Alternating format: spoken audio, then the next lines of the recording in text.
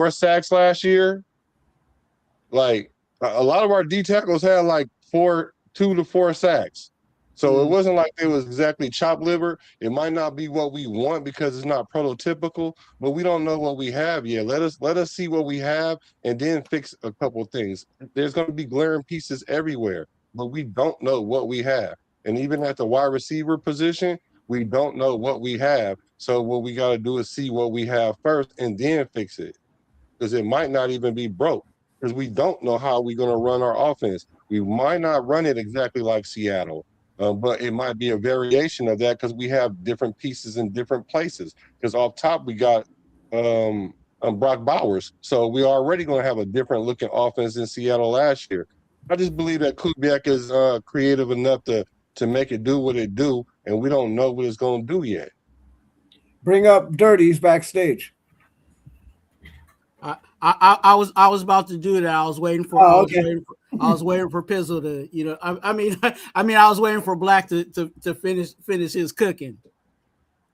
Hey, but yeah, we gonna bring Dirty in here. You know what I'm saying? And salute to Dirty for pulling up. You know what I'm saying? Thanks for joining the conversation. We are on George Benson, not George Benson. Hey, I told you every time I think about Benson, I think about George Benson. I've seen George Benson live. He's dope. Yeah, yeah, man. Hey, if you know, you know. You know what I'm saying?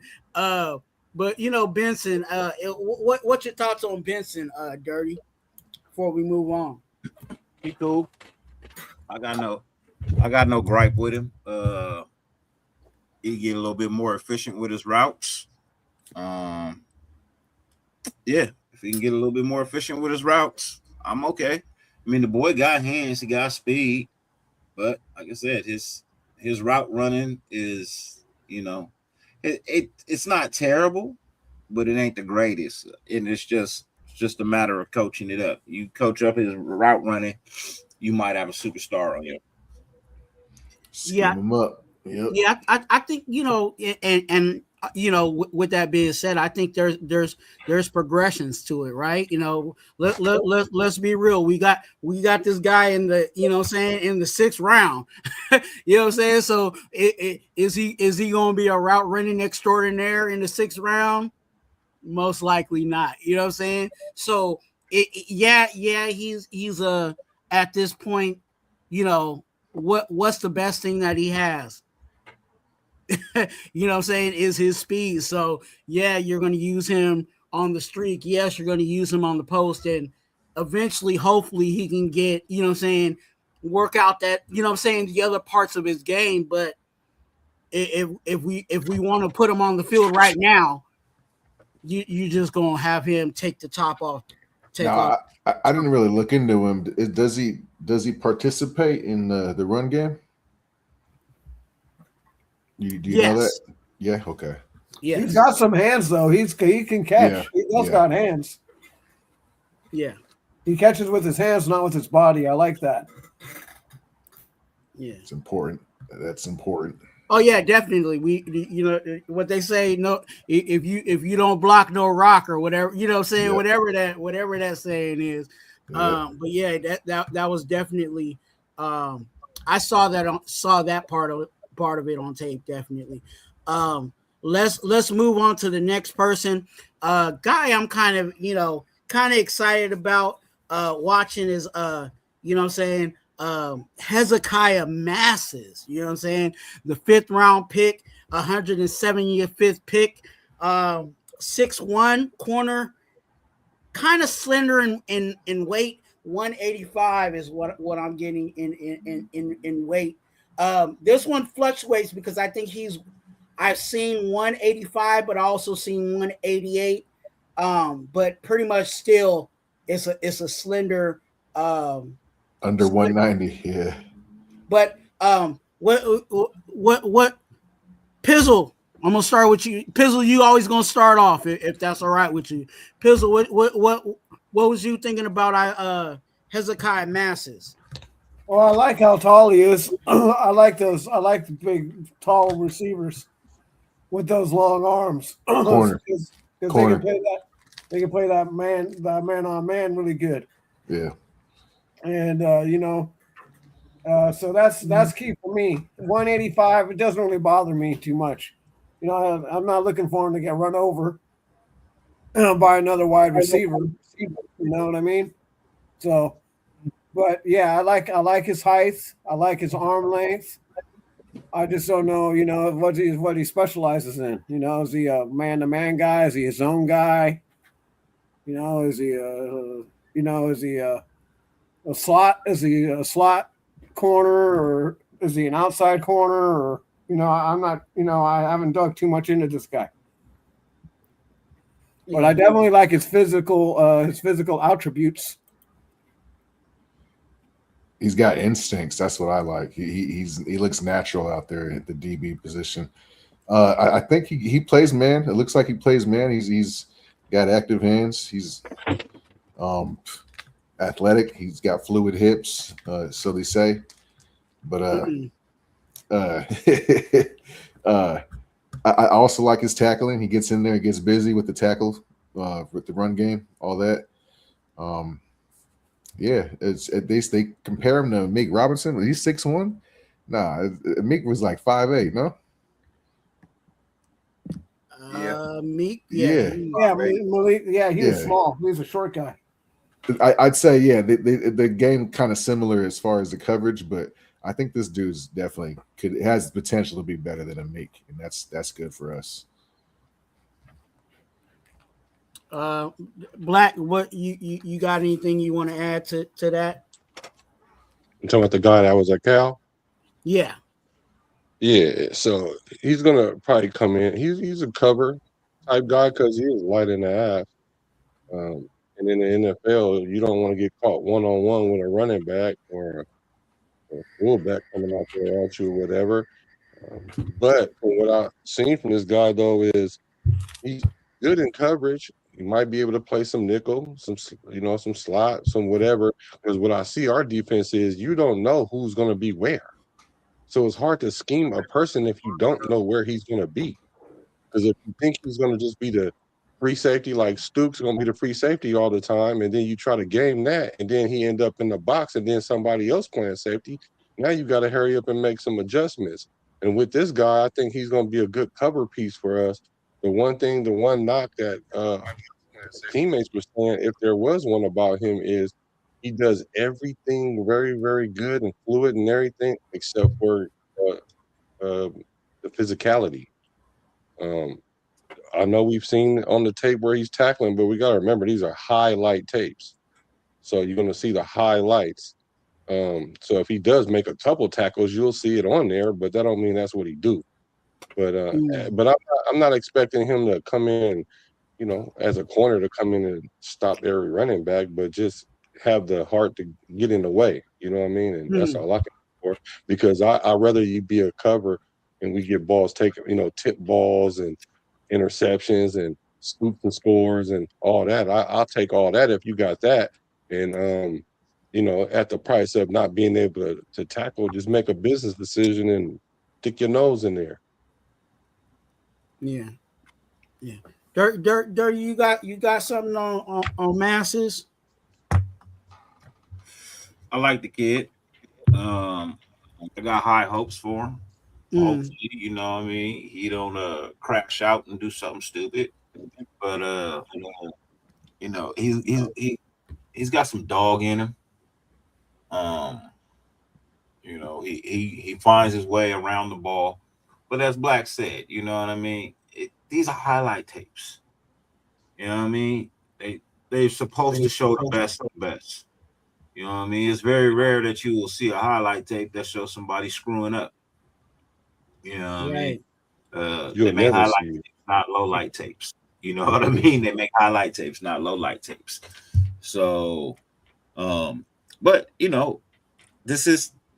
a guy that he's a piece that we needed.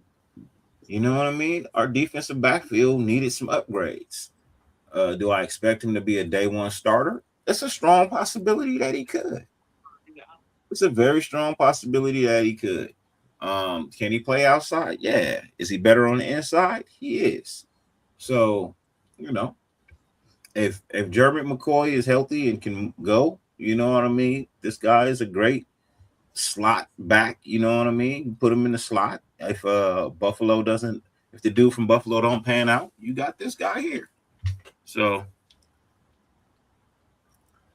Yeah, I think what Mass is what I saw is yes he can play man, but I think his stronger suit is zone. You know what I'm saying? I think he's more of a zone corner, especially with his body type. You know, you can kind of get away with a more slender, you know what I'm saying, corner when you're playing zone because you're not, you know what I'm saying, you're not you're not doing too much close combat.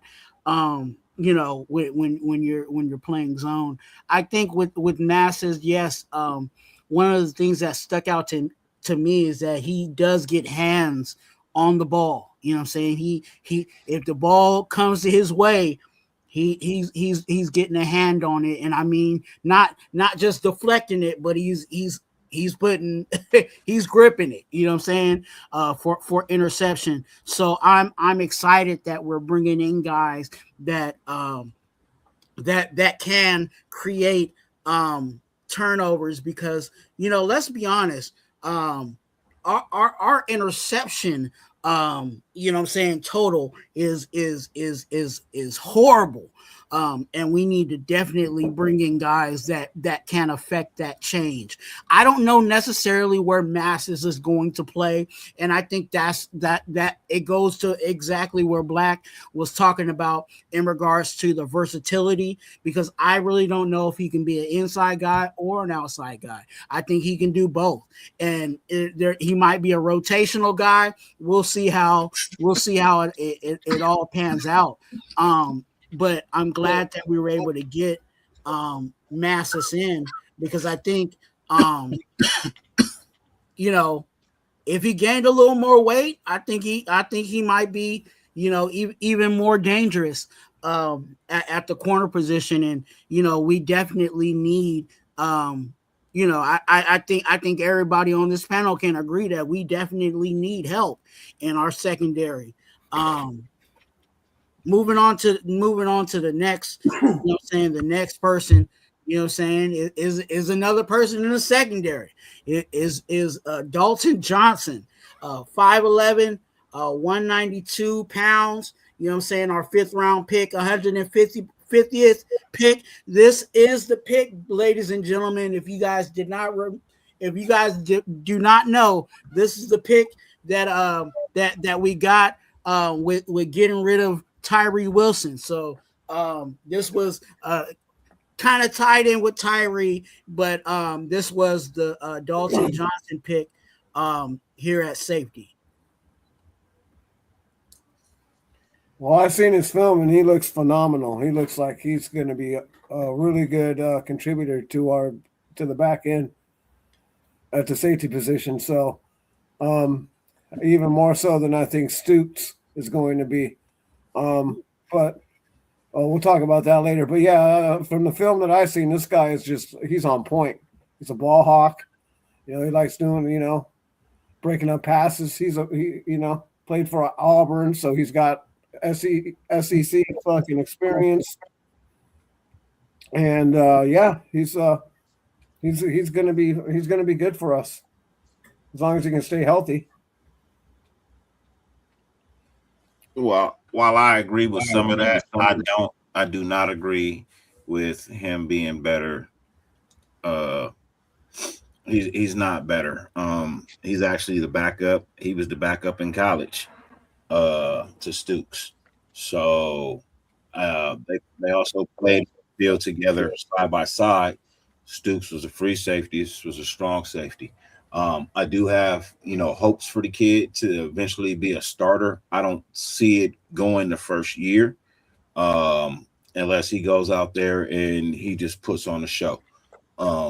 Simply because we have so much money wrapped up in our safeties right now with Palomal and what's that other boy name, right? Chin. Chin is a better strong safety than this kid right now. Simply because he's got the experience, he's got the ability to play there.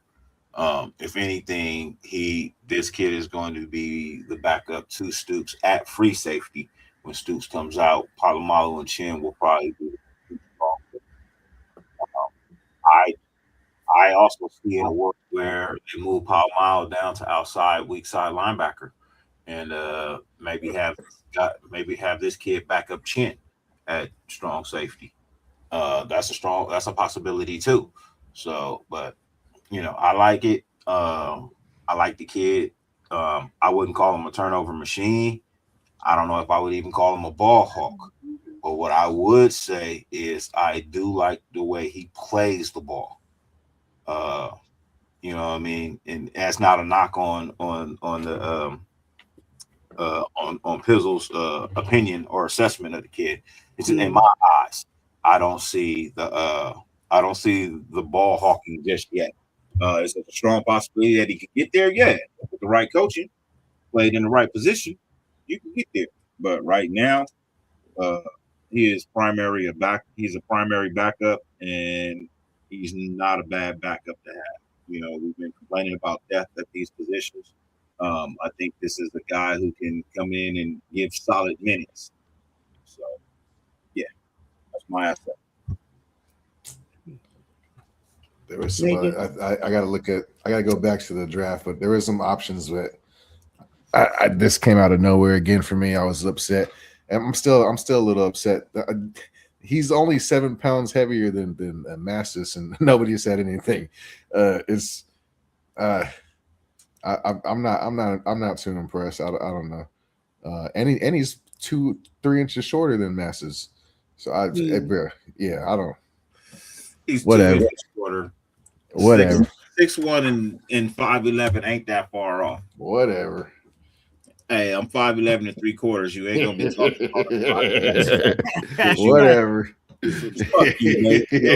Our niggas at 6'4". Yeah. Fuck you, Nate. We all can't be 6'5", you know what I'm saying? Hey, Twan, you shut up too. You shut up too at 6'2". Shut up. Y'all that don't know, Twan is 6'2". Don't let him fool y'all. Yeah, Twan's hella tall. Nah, I'm 5'11", man. No, you not, bro. No, you not. I'm 5'11" and you 2 inches taller than me. Stop it. Stop it. See, look, I'm 5'11", 192.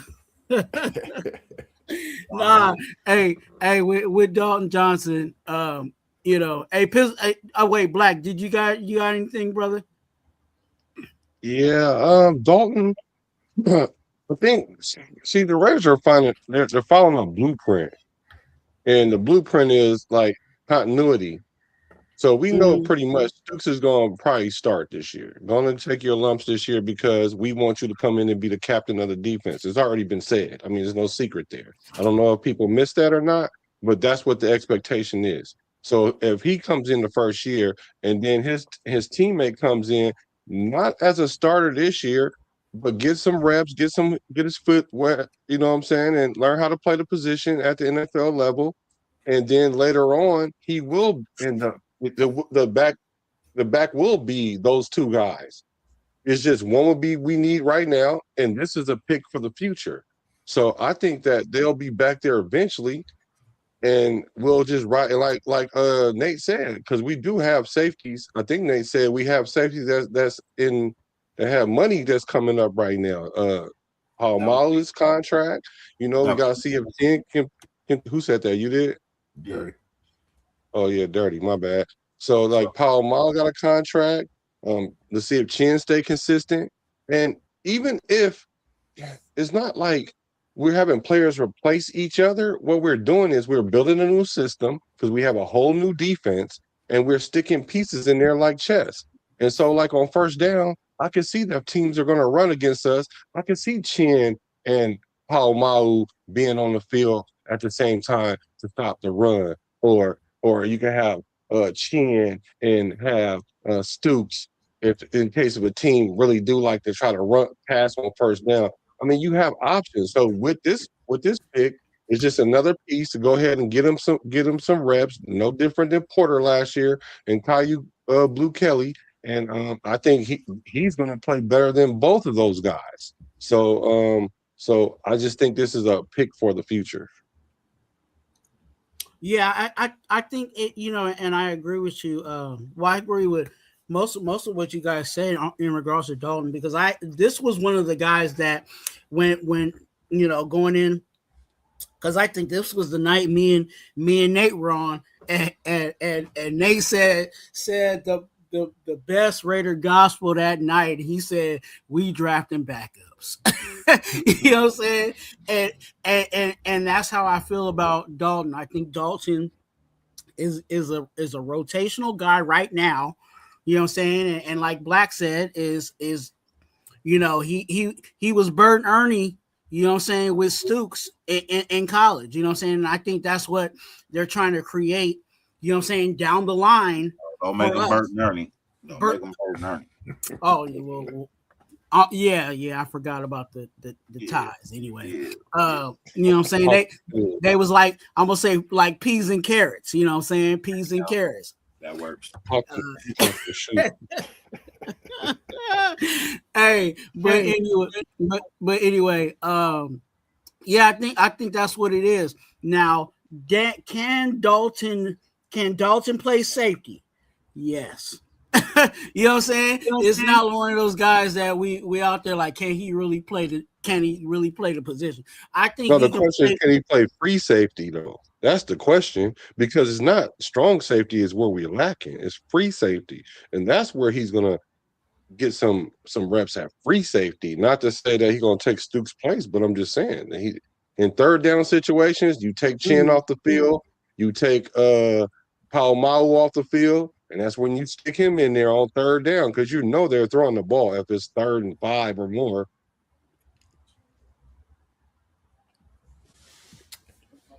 I mean, there's a lot of variables in regards to how they can deploy these guys, because like you even said, Black, we don't know where they're going to place these guys, because all these guys are multiple. You know what I'm saying? There might be a situation where we may see Dalton and Stooks back and Chin almost looking like he's a linebacker. Absolutely. And just like Dirty said, you can put Palomalo at outside linebacker for situations. So there's a lot of versatility there, but I think, just where he's going to be immediately, yes, he's going to be a contributor on special teams, and he might be, a rotational guy. You know what I'm saying? You see him, you might see him spot, you know what I'm saying, every once in a while, for coverage. But I think between and we'll talk about it, between Stooks, Palomalo, and Chin, those are probably going to be our main, you know what I'm saying, 3 that you'll see, you know what I'm saying, like clockwork in regards to our safeties. But let's go ahead and move on. We got we covered Johnson, and now we are going to the 4th round pick. You know what I'm saying? 4th round pick, 122nd pick. You know what I'm saying? Mike Washington Jr., a 6'2" running back at 3. I'm not 3. I mean 223 pounds. You know what I'm saying? 223 pounds. Mike Washington Jr. in the 4th round. How you feeling, Pizzle, on Mike Washington Jr.? This is probably my favorite pick of the draft. This dude is going to turn our backfield with Genty. This guy as a tag team, it's going to be fire. This dude is going to be trucking fools. Yeah, if we get our O-line together, get our shit together. Right. Shit, honestly, I would say, even if your O-line is just half as good as half as better as it was last year. You know what I mean? This guy is fun. Just half as better as you were. I know it don't make no sense, but better than half. Yeah, if you were half as good, sounds like Found it. him. if they play 50% better than they did last year, that sounds better, right? If they play 50% better than they did last year, you know what I mean, you're gonna be all right. Why? Because this guy is a zone fit. You know what I mean? He's a 25% scheme of that fit. might be. Not a zone fit. He's a scheme fit for the zone, outside zone run. You know what I mean? He excels at that. Arkansas offensive line was not very good, but yet and still, this kid's found some type of way to get positive yards. Big back, hard to bring down, perfect for 3rd and 2. You know what I mean? Only thing I feel like he got to work on is picking up the blocks on blitz. You know what I mean? I think that might be like one of his down, one of his bad traits. I heard he's got some fumbling issues too. I didn't hear about the fumbling issues. I heard more about the lack of ability to recognize the blitzes and pick them up. You know what I mean? On to stop. So that's what I would want to see him work on. You know what I mean? Picking up blocks in the backfield. Ashton Jeanty can do it. You know what I mean? He's smaller than you. Why you can't do it? That's my gripe with old boy over in Baltimore, Derrick Henry. I feel like he don't pick up blocks very well as a running back. So that's why you don't see him in there in 3rd downs picking up blocks anymore. Yeah, no, I like the pick. He's definitely a better scheme fit, I feel like, for this Kubiak zone. But it's just, I feel like we didn't totally neglect the trenches, but we didn't prioritize it like I hope we would. We attacked the trenches a little differently than I thought we should have. But this is definitely a key piece to moving forward. I think he's going to help this running game, the worst running game in the league last year, may I mind you. So, Black, you. Yeah, man. I think I call this dude bad intentions. He run with bad intentions. He run violent. He runs hard. I think it's a good compliment for Jeanty. I think he was smart. I understand that we might have wanted pieces in other places, but no, they're not. It wasn't prioritized. You can't prioritize 22. Like, you can't prioritize everything, and I feel like if trenches though, Black trenches though, no, because we have players there already. We have players there that's developing already there. So we have to see what we have. Like, we can't start throwing stuff away and not knowing what we have. Especially if we try to we can't fix everything. So we got to kind of salvage some things, and then we might throw it away next year if it's not compliant. But as far as the trenches, sure, if we're gonna go to 3-4, natural thought, hey, we need a D tackle if that's what we're gonna run, right?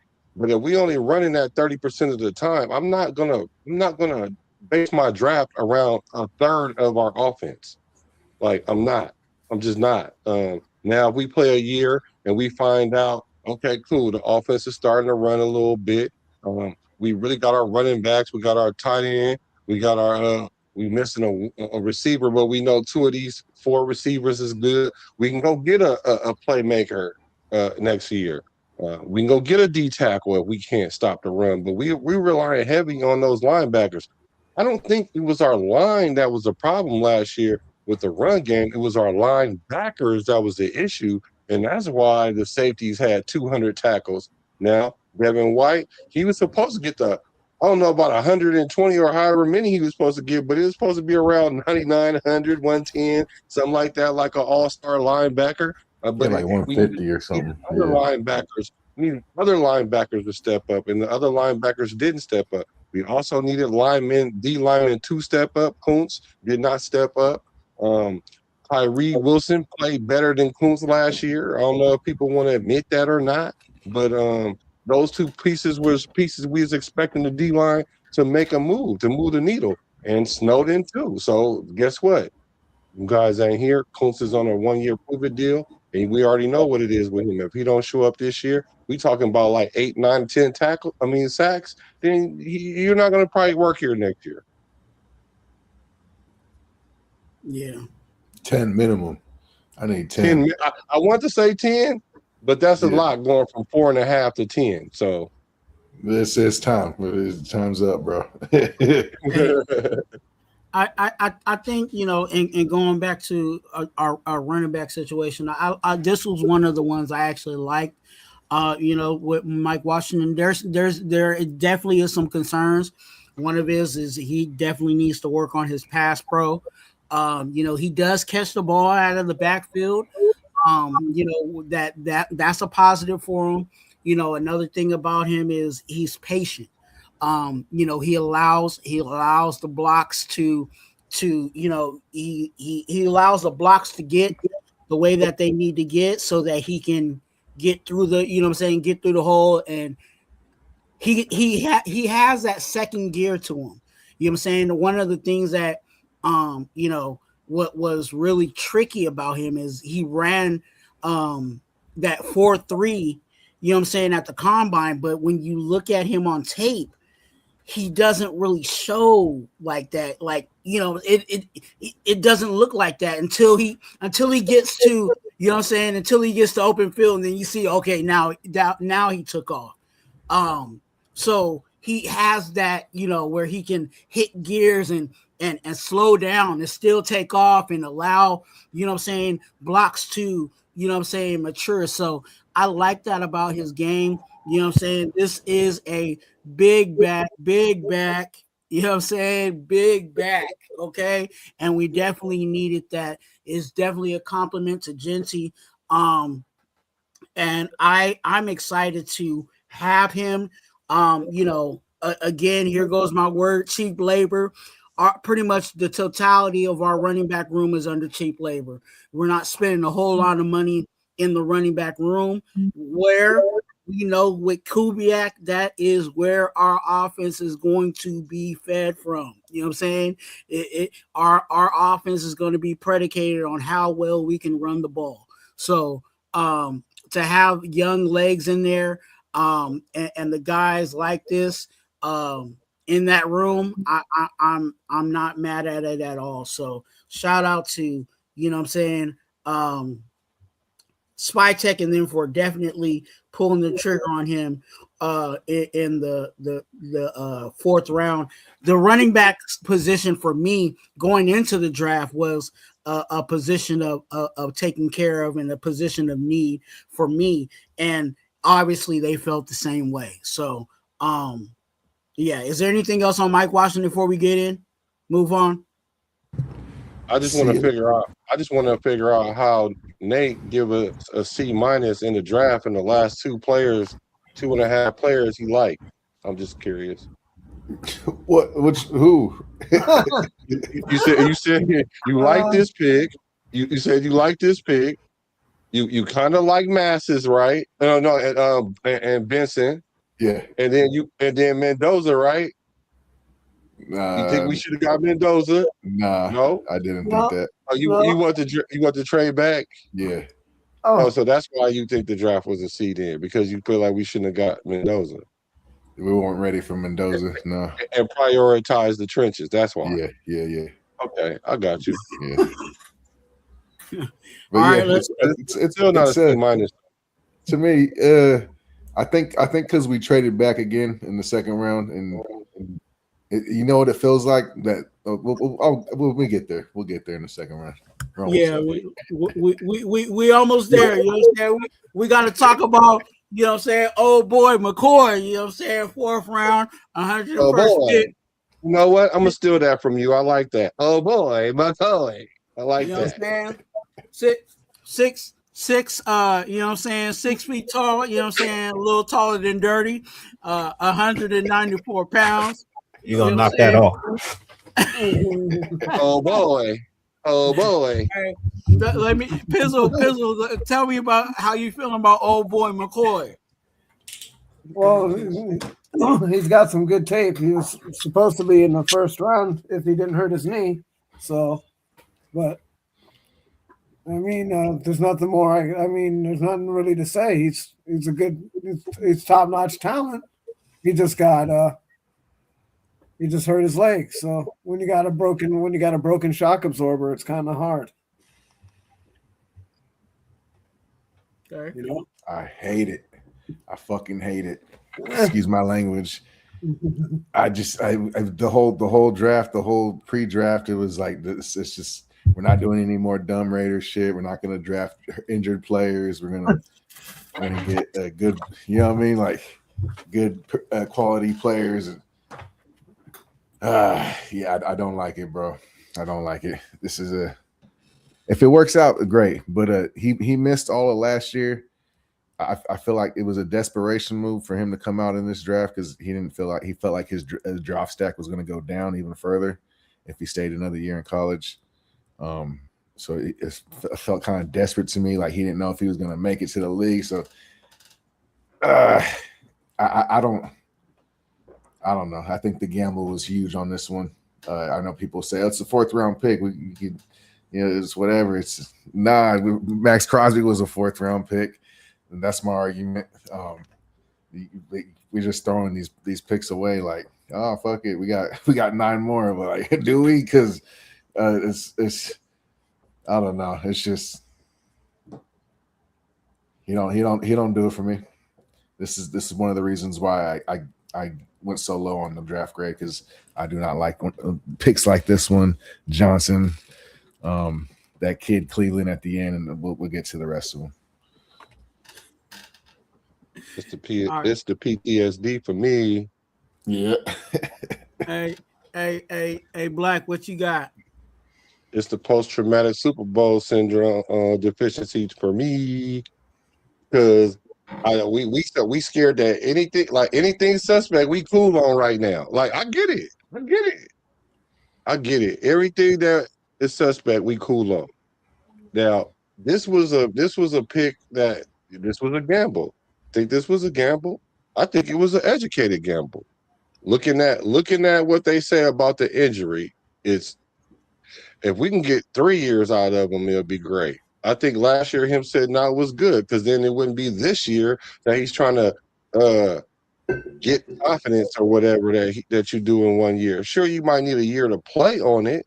I agree with that. But as far as like making sure and taking all the proper steps to make sure that he can come back and play, it's obvious he can play to some degree. So let's just go on and burn it and see what it do, and just pray like I saw in the chat. Pray because at the end of the day, any of these players could get hurt. Brock Bowers got hurt last year. We didn't think he was gonna miss all them games last year, so we could easily say that about any player as far as injury wise. If the doctor says that it's good, I'm gonna run with it. Because we didn't know how bad Max was until just now. You gotta pray just to make it today. Pray. Grayed out. What did it do, my guy? Blessings to you, man. Hey, Blessings salute, yeah. I'm not mad at the pick. I'm not thrilled with it, but I'm not mad at it either. You know what I mean? I'm pissed. I'm not. This is a 12 to 14 month recovery for this style of surgery, right? So, people saying, "Oh, well, he set out." It's not like he set out on purpose. You know what I mean? He set out because he wanted to sit out. He had no choice. He had to sit out. Bone plug, yeah. Cartilage isn't growing back. It's crazy, bro. No, well, see, and that's the thing. We don't technically know the reason behind it. These are speculations. His doctor said where he tore the ACL, it tore off a piece of the bone. You know what I mean? It wasn't just a full, like it wasn't a tear in between the two pieces. You know what I mean? He actually tore it from the bone. They don't know the size of the plug, but they do know his cartilage is deficient or something. So that's it for me. You go and give him the miracle shot. You take him out to Panama, and you hit him with the GM. Just because his cartilage is deficient, it's the NFL. they can always fill that up. They can Yeah, always they fill did. that up. They did. You You hit know him what I with mean? the You Sam could, you Slow could fill that research. up. You could put a new disc in there that's stronger than what is given to you by birth. If you wanted to, if you really had a lot of concern, and that would sideline him for another year, and then you would get 4 to 5 years out of him, maybe more, depending on how he trains. No, it ain't. After 2-3 years of not really playing football, we're expecting him to come. See, that's what I'm saying. Don't do that, Duddy. Oh, Don't do bro. that. It's not 2 or 3 years. It's only been a year. So It's been like 14 he months, didn't 16, he didn't play 15 months. last year. He didn't play last year. Plus the year he got hurt, he missed a couple Yeah, games. which was the end of the But year. He got hurt at the end of the year. hurt at the end of the year, last game. No. Yeah. So really he had that off season and then the following off season which is typical, right? And so for him, he does have a special situation. I understand the concern. But I do too. if the doctors are saying, hey, okay, cool. If the size is closer to a dime that you're going to use the graft, the cartilage to put on top of the bone plug, then cool. Then he gonna be cool. He can play for 10 to 15 years. But if it's closer to a quarter, then I don't know if I would want to put, a lot of stock in a player that really have a 70, 75, 80% chance of being a player. You know what I'm saying? So I would think that they looked at it and it was closer to a dime than it was a quarter. Because if it was a quarter, I don't think we would have gambled on that. We're not in the business of doing stupid shit right now. I understand that's what we've been doing, but we're not in the business of doing stupid shit. Everything we're doing is calculated, whether it's right or wrong. And we usually and we've been calculated for like the last year and a half. We just was picking wrong. Right now, we're picking right. So even if we did miss on this, I'm not tripping because we done done so many things right to fill our Raider legacy for the next 5 years because we usually don't do shit right. I also AR in the building. I also feel like it somewhat still is a risk and not in a negative way. I think no matter what is a risk, you're bringing in a guy. Yes, he's injured, but we don't know what his longevity is. It would be wonderful to have these players and know that they're going to be with us for 10 years. You know what I'm saying? They're going to play out of their rookie contract, and then we'll retain them and give them a bag to stay with the team. Like that. That's wonderful. Those are the wonderful things that happen in the 4th and 5th rounds, like a Max Crosby. That you worked your way out of your rookie contract and you got the bag. Yeah, that's wonderful. But in this situation, when you look at a 4th, 5th, and 6th round player, you're taking risk on those players no matter what. So in this situation, for me, and this is just my Raider gospel on the situation, I feel like with the talent that he has, the stuff that we've seen that's on tape, the possibility of him actually looking like he could be a lockdown corner, I'm willing to take that risk on the medical. I'm even okay with waiting a year because I know that I still got another 3 years on his rookie contract to get production out of that. What happens? And he only 20. And let's say that all he does is gives us his rookie years. Okay, he redshirted his first year, and we still got 3 years left of him being a starting corner on this team. Who wouldn't take that? We'll find out. So again, with that being said, yeah, it's still a wait and see because again, we don't know, if if he will end up being that lockdown corner, you know what I'm saying, in the NFL, because we know that college is different from the NFL. But what has been shown on tape has given some kind of inkling that he can be somewhere in that neighborhood. So I'm willing to deal with that for 3 years. You know what I'm saying? however they want to deal with him medically, because again, he was supposed to be drafted in the first round, and we got him in the fourth round. So, and this is just the way I take things in regards to the draft. When I get to the fourth round, I'm already thinking it's a shot in the dark. First round should be a starter. Second round should be a starter. Third round should be a starter, if not, the first person coming off the, coming off the bench, and then in the fourth, hey, what do you got good, and let's take a chance on you. So, for us to do this in the fourth round, I'm with it. I'm with it. Anybody else on McCoy? I'm good with the kid, bro. Like I said, I see high ceiling, you know what I mean, low reward type thing. Didn't really lose anything. Like you said, you know what I mean? This is ain't this the pick we use? Ain't this the pick we got for Geno? You know what I mean? Ain't this the pick we got for Geno? So We got a fourth rounder for Geno? I don't think so. yeah, no. we got a fourth rounder for Geno. No, we We got didn't six. We got a six, I think. Yeah, we that was the 6-7 swap or something like that. Yeah. Yeah, but it no matter what it was, It was a fourth round pick. I'm not tripping, bro. For If it works Geno? out, it No, works bro. out. That would No, have I'm been just saying. amazing. I'm just saying. He was a fourth round pick, bro. If it pans out, it pans out. You know what I mean? Yeah. If it don't, it don't. It's like every pick in the NFL draft is a swing or a miss. Yeah, it's either a hit or a miss. You know what I mean? Everybody ain't every hit ain't gonna be out the park. You know what I mean? Some of these cats gonna ground out. You know what I mean? Some of them sacrifice flies. You know what I mean? Like everybody ain't the home run hitter.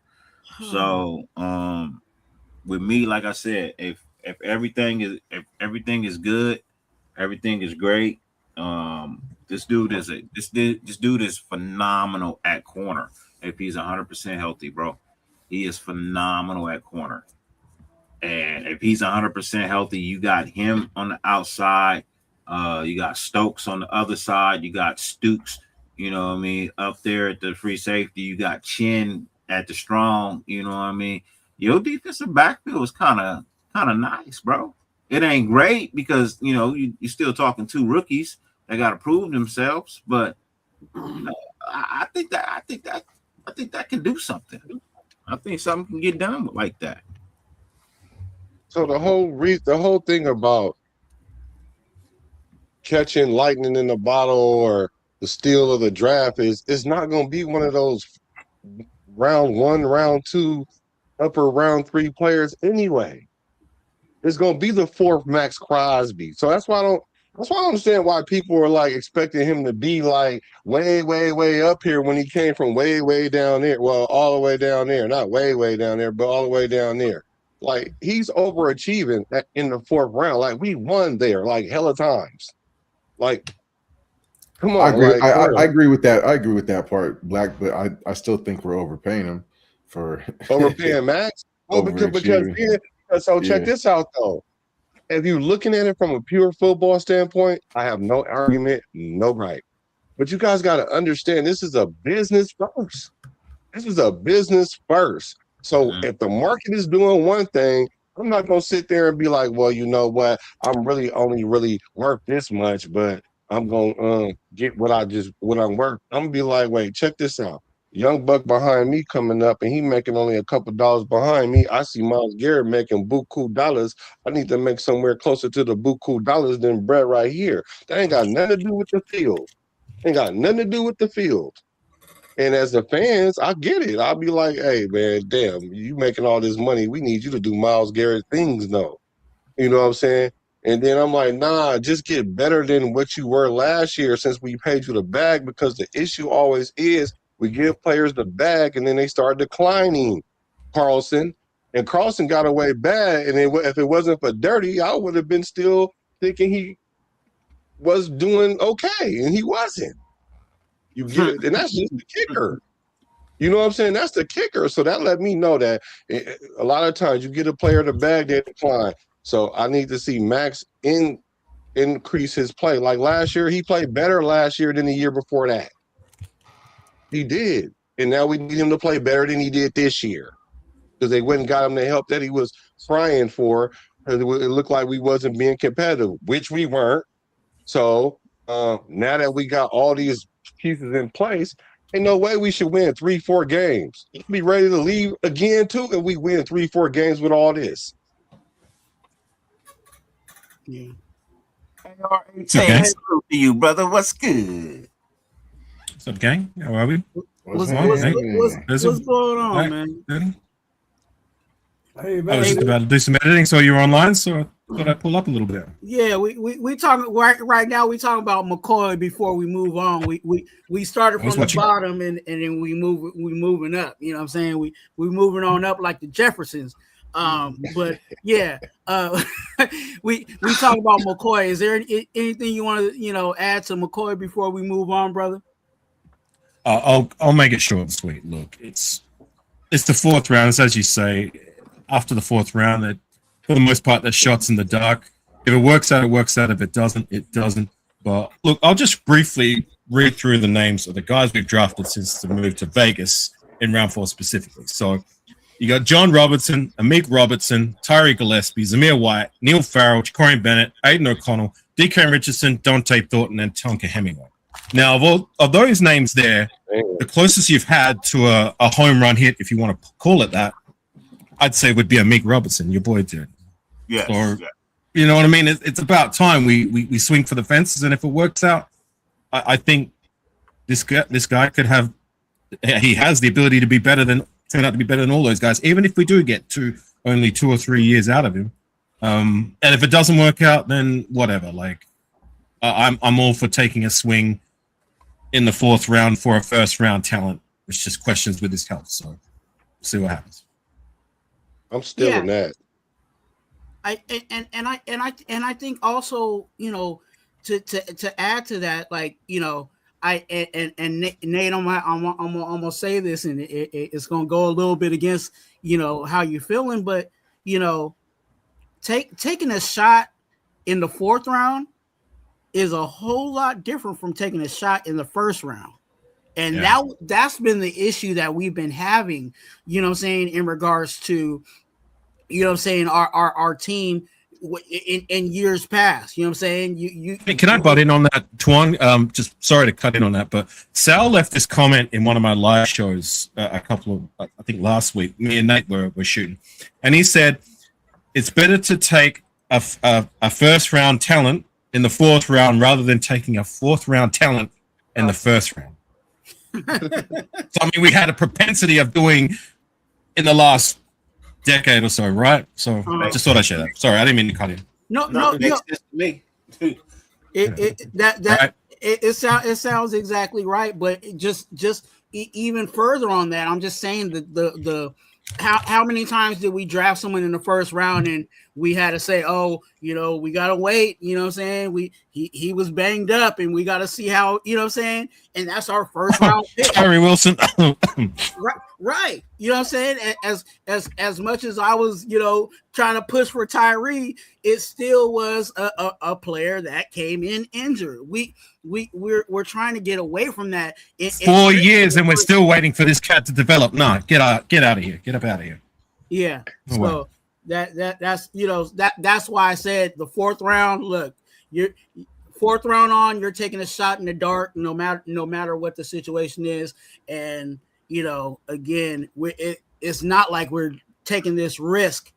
If you call it a risk in the 1st round. One more thing for me. Just with all these holes we have on our roster in general, I get it. In total, it's not it for me.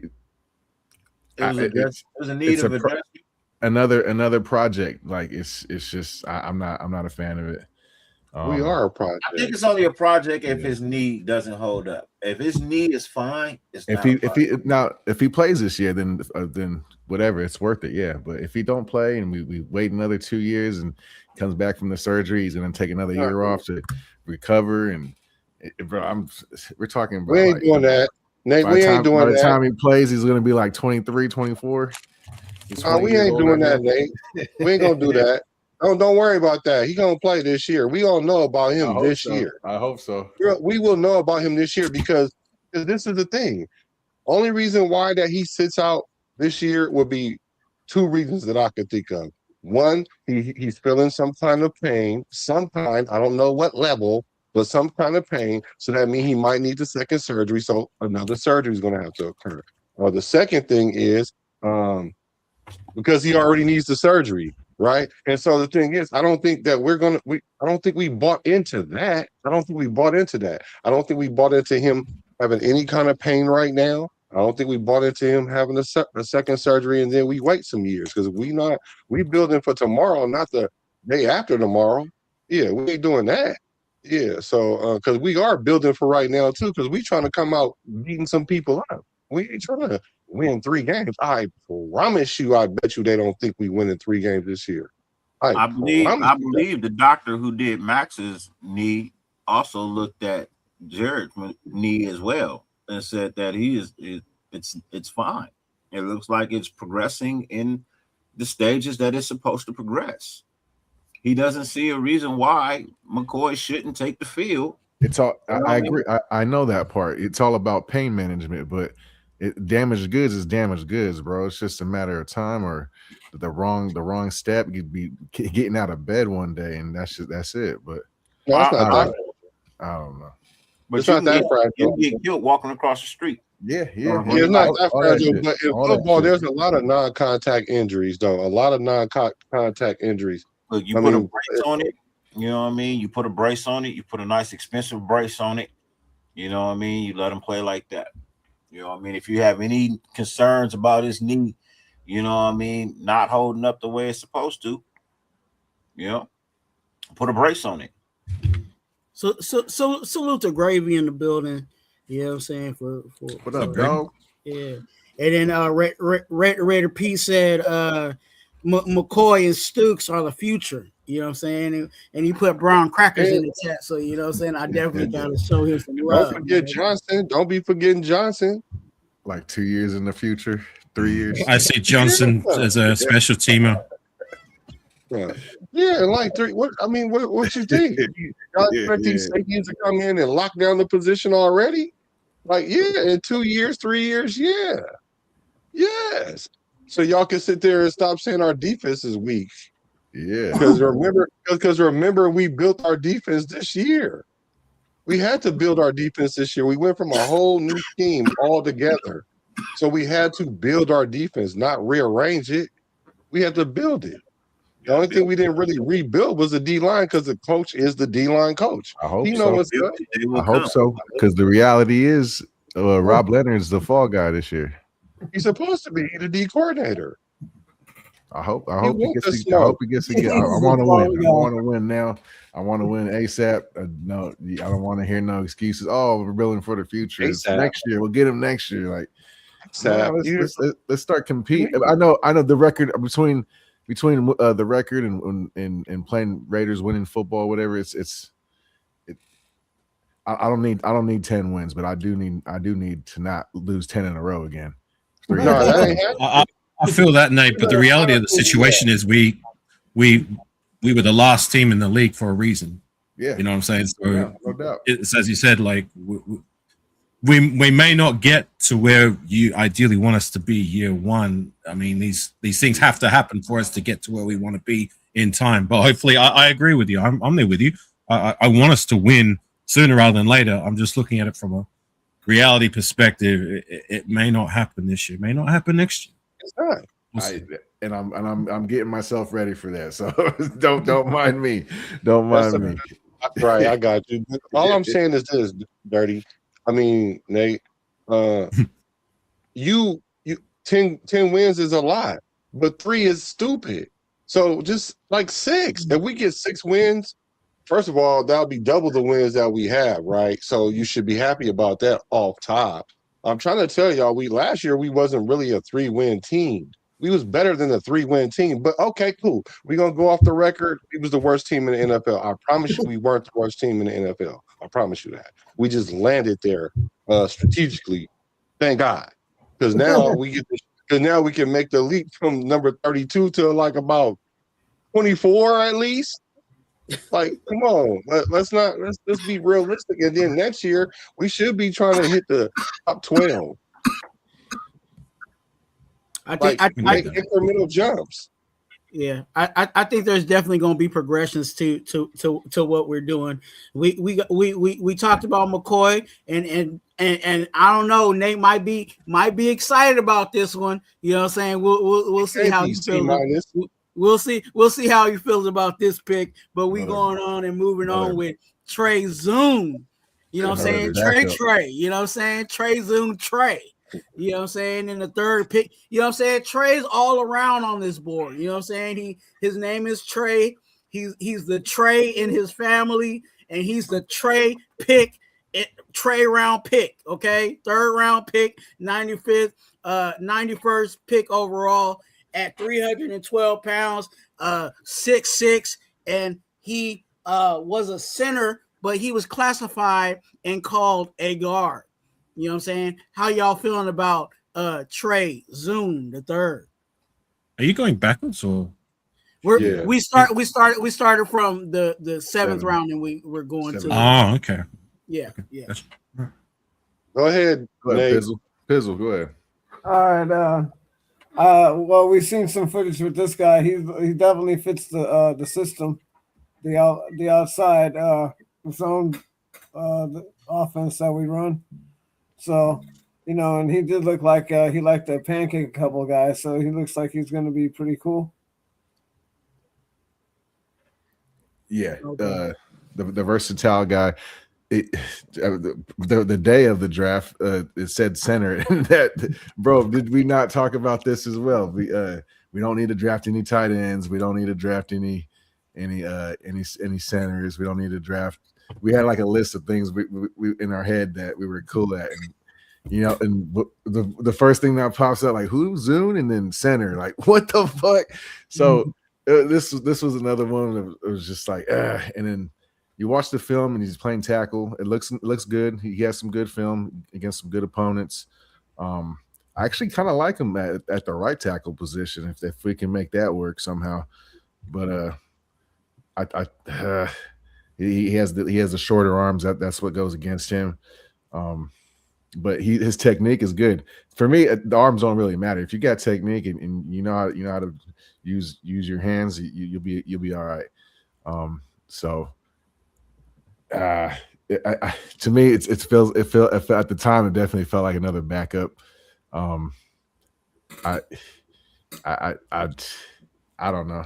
Versatile, that's good. He plays a little nasty, so that's another positive. But he is a little light in the ass. That's to be playing in the inside. So sound like a B to me. So we'll see what's up. You want to go next, Black, or I got a few takes on that. You want to go ahead, bro. You fresh out on the panel. Gennady, you know me and Nate, man. We're gonna fight about this. Go ahead, you got it. All right. Well, for those who haven't heard my perspective on things, like, yeah, I was there with you when I saw like center. We don't really need a center, but when you actually watch this guy's tape, he plays everywhere.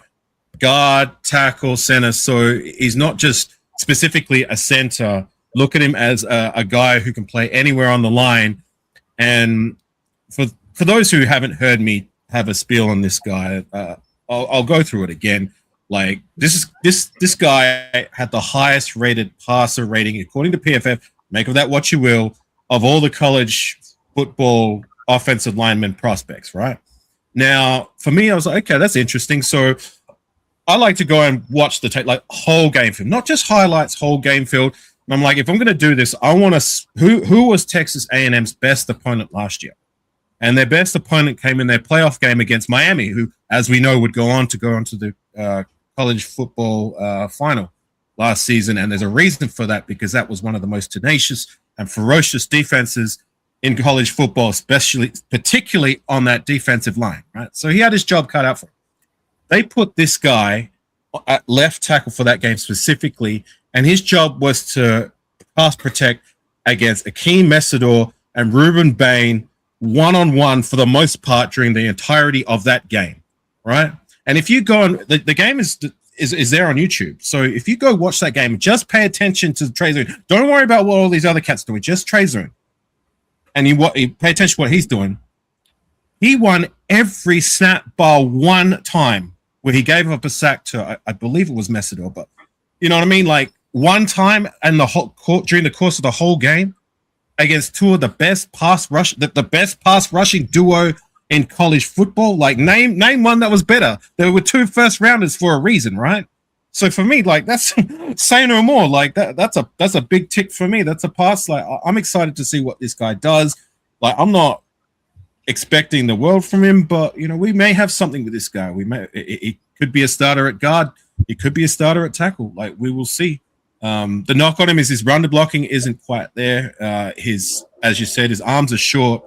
But if we can get a pass protector at the highest level, the way he did at college or even close to that, then that's a big win for me. So don't be surprised if this guy starts, but at the very least, we've got a very, very competent guy who can slide in. At some point, there's some interview with Bain. They asked him about who was the best tackle he went against all year, and guess who he named? Trezor. Yeah, so I heard that. Yeah. You know what? You're coming outside. You starting to come outside. I see it. Come on. You starting to come outside. I see it. So as I see it right now, I see it 2 ways. I see it two ways right now. I see him playing right guard for the season right now as it's over JPJ right with Colton Miller being healthy and JPJ playing left guard. I see him playing right guard. You know what I mean? I see him, JPJ, and Lindenbaum right there in that centerpiece. You know what I mean? He's not a run blocker though, Dirty. Wouldn't you have him at left guard, the pass protect? Yeah, he's gonna play I mean, guard. You can switch him either way. You can left guard, right guard, regardless. He's playing guard right now until Colton Miller gets hurt. Once Colton Miller gets hurt, this is Colton Miller's replacement. This is going to be Colton that's Miller. true, but that ain't why that's the long term that he's going to be Colton Miller's replacement. But they brought him in right now for the simple fact that everybody was saying we need to address the line. Even right now, people still think the line suspect. I'm not mad at this pick. Cool. I love it. We went and got a lineman. Not only did we get a lineman, and we got like a 1 in 5 type lineman, Swiss Army lineman. You know what I'm saying? So if you don't play the game on paper, so his arms are short, cool. But on the field, it don't translate like that. Okay, cool. On paper, it said he was a center, but he only did like 100, 200 snaps at center and about 1,000 at left tackle. You know what I'm saying? He prides himself on being smart. That's what we're bringing in, intelligent players. That's why we're not bringing in maybe like what we wanted was, oh boy, that everybody was talking about, I forgot about already. But maybe because these players don't even fit because they don't have, they can't keep up with our scheme, Lee Hunter, because our scheme is going to be so diverse, right? And so with this piece right here, it puts all the other linemen on notice. Your boy BJ Glaze, you won't notice. You was already on notice because Grant was already like, I'm about to come for it. And now we got another player in there that we can make everybody compete because we still got Meredith and all the other, so they saying he might even start at the left guard. So I don't know. But what I do know is that if we do have problems on the O-line, which every team does every year, we have a player that we can stick in there and that's competent, and we don't have to get a Stone Forsythe or old buddy from the Bengals that couldn't keep Joe Burrow protected, but we wouldn't gave him the bag for whatever the reason. We don't have to worry about all them things in the middle of the season on alert. So we'll be cool right there with this pick. This pick was really a solid pick because, like I said, we got like 5 linemen in one. This was a good pick. This was a great pick. This was a fabulous pick. I love this pick. I have no issue with the draft. I told you I'd be fine with Fernando as long as they use the rest of the draft to do what I wanted them to do. And they did exactly what I wanted them to do. They addressed the defensive positions that they needed. They addressed the offensive line position that they needed. I feel like you got a good center. You got a great center You got a great guard in JPJ, and now you just added another potential great lineman. I mean, this kid held his own against some of the best in college. Yeah. Against some of the best in college at multiple. The best pass rushing duo in college last year, to be precise. So, I mean, you have to put some respect on that. That's not an easy feat. You know what I mean? That's not an easy feat because Baines could have named anybody. He went against a whole lot of offensive linemen. You know what I mean? From the inside to the outside. And for him to be at the top of the list, that speaks volumes. Just go watch the tape. I'm not a technical expert, but you I know what my eyes saw. His arms are short, right? Look, his arms are short, but his game is long, baby. His game is long, and I like the way he played, man. Hey, look, turn on the tape, and you can't deny that his shit jumps off the tape. It jumps off the screen to you. You can't deny it, right? So, look, I look forward to a beautiful run game happening this year, a nice passing game developing. Look, I've already said it. If they get this defense to work the way they want it to work, and the offense just chips in, man, you can win 8 to 10 games this year. You can easily win 8 to 10 games this year. I think with Trey, Trey Zune, I think he's going to be, there's always those guys that you say, they dress or they don't dress. I think he's going to dress. I think week to week he's going to be one of the guys that's going to be dressed. I don't necessarily think he's going to, at this point, I don't think he's necessarily going to be a starter, but I think he's definitely going to be one of those guys that is going to come off the bench and be ready to go.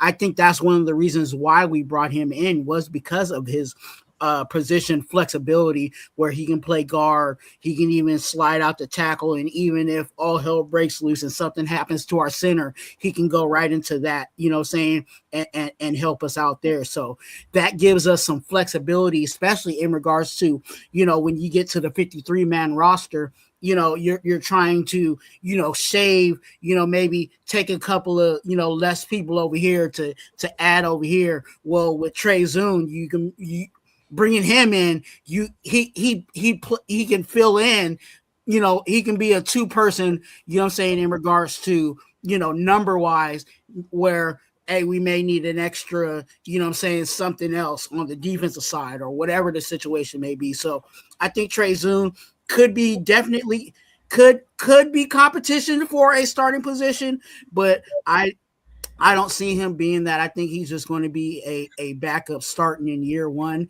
I think maybe year two, he can definitely, really push for a starting spot. Yeah. The arms is definitely going to be an issue on the ends. If he decide, if they, if he has to go out there and do some things tackle wise, but I think inside, I think guard or center, I think he'll be fine. And I think in the totality of that group, I think they're trying to create a whole lot of competition right there in the middle of our offensive line. There doesn't seem like there's too much competition on the tackle side, but the guards, and obviously, obviously we know that our center is there's no moving him, but the inside, the guard spots is really competition. So they're trying to make the cream rise to the top there, and I think Zune adds a little bit to the flame. With all due respect, Juan, with all due respect, if Zune's not starting, what are we doing? What are we doing? I don't think he is dirty.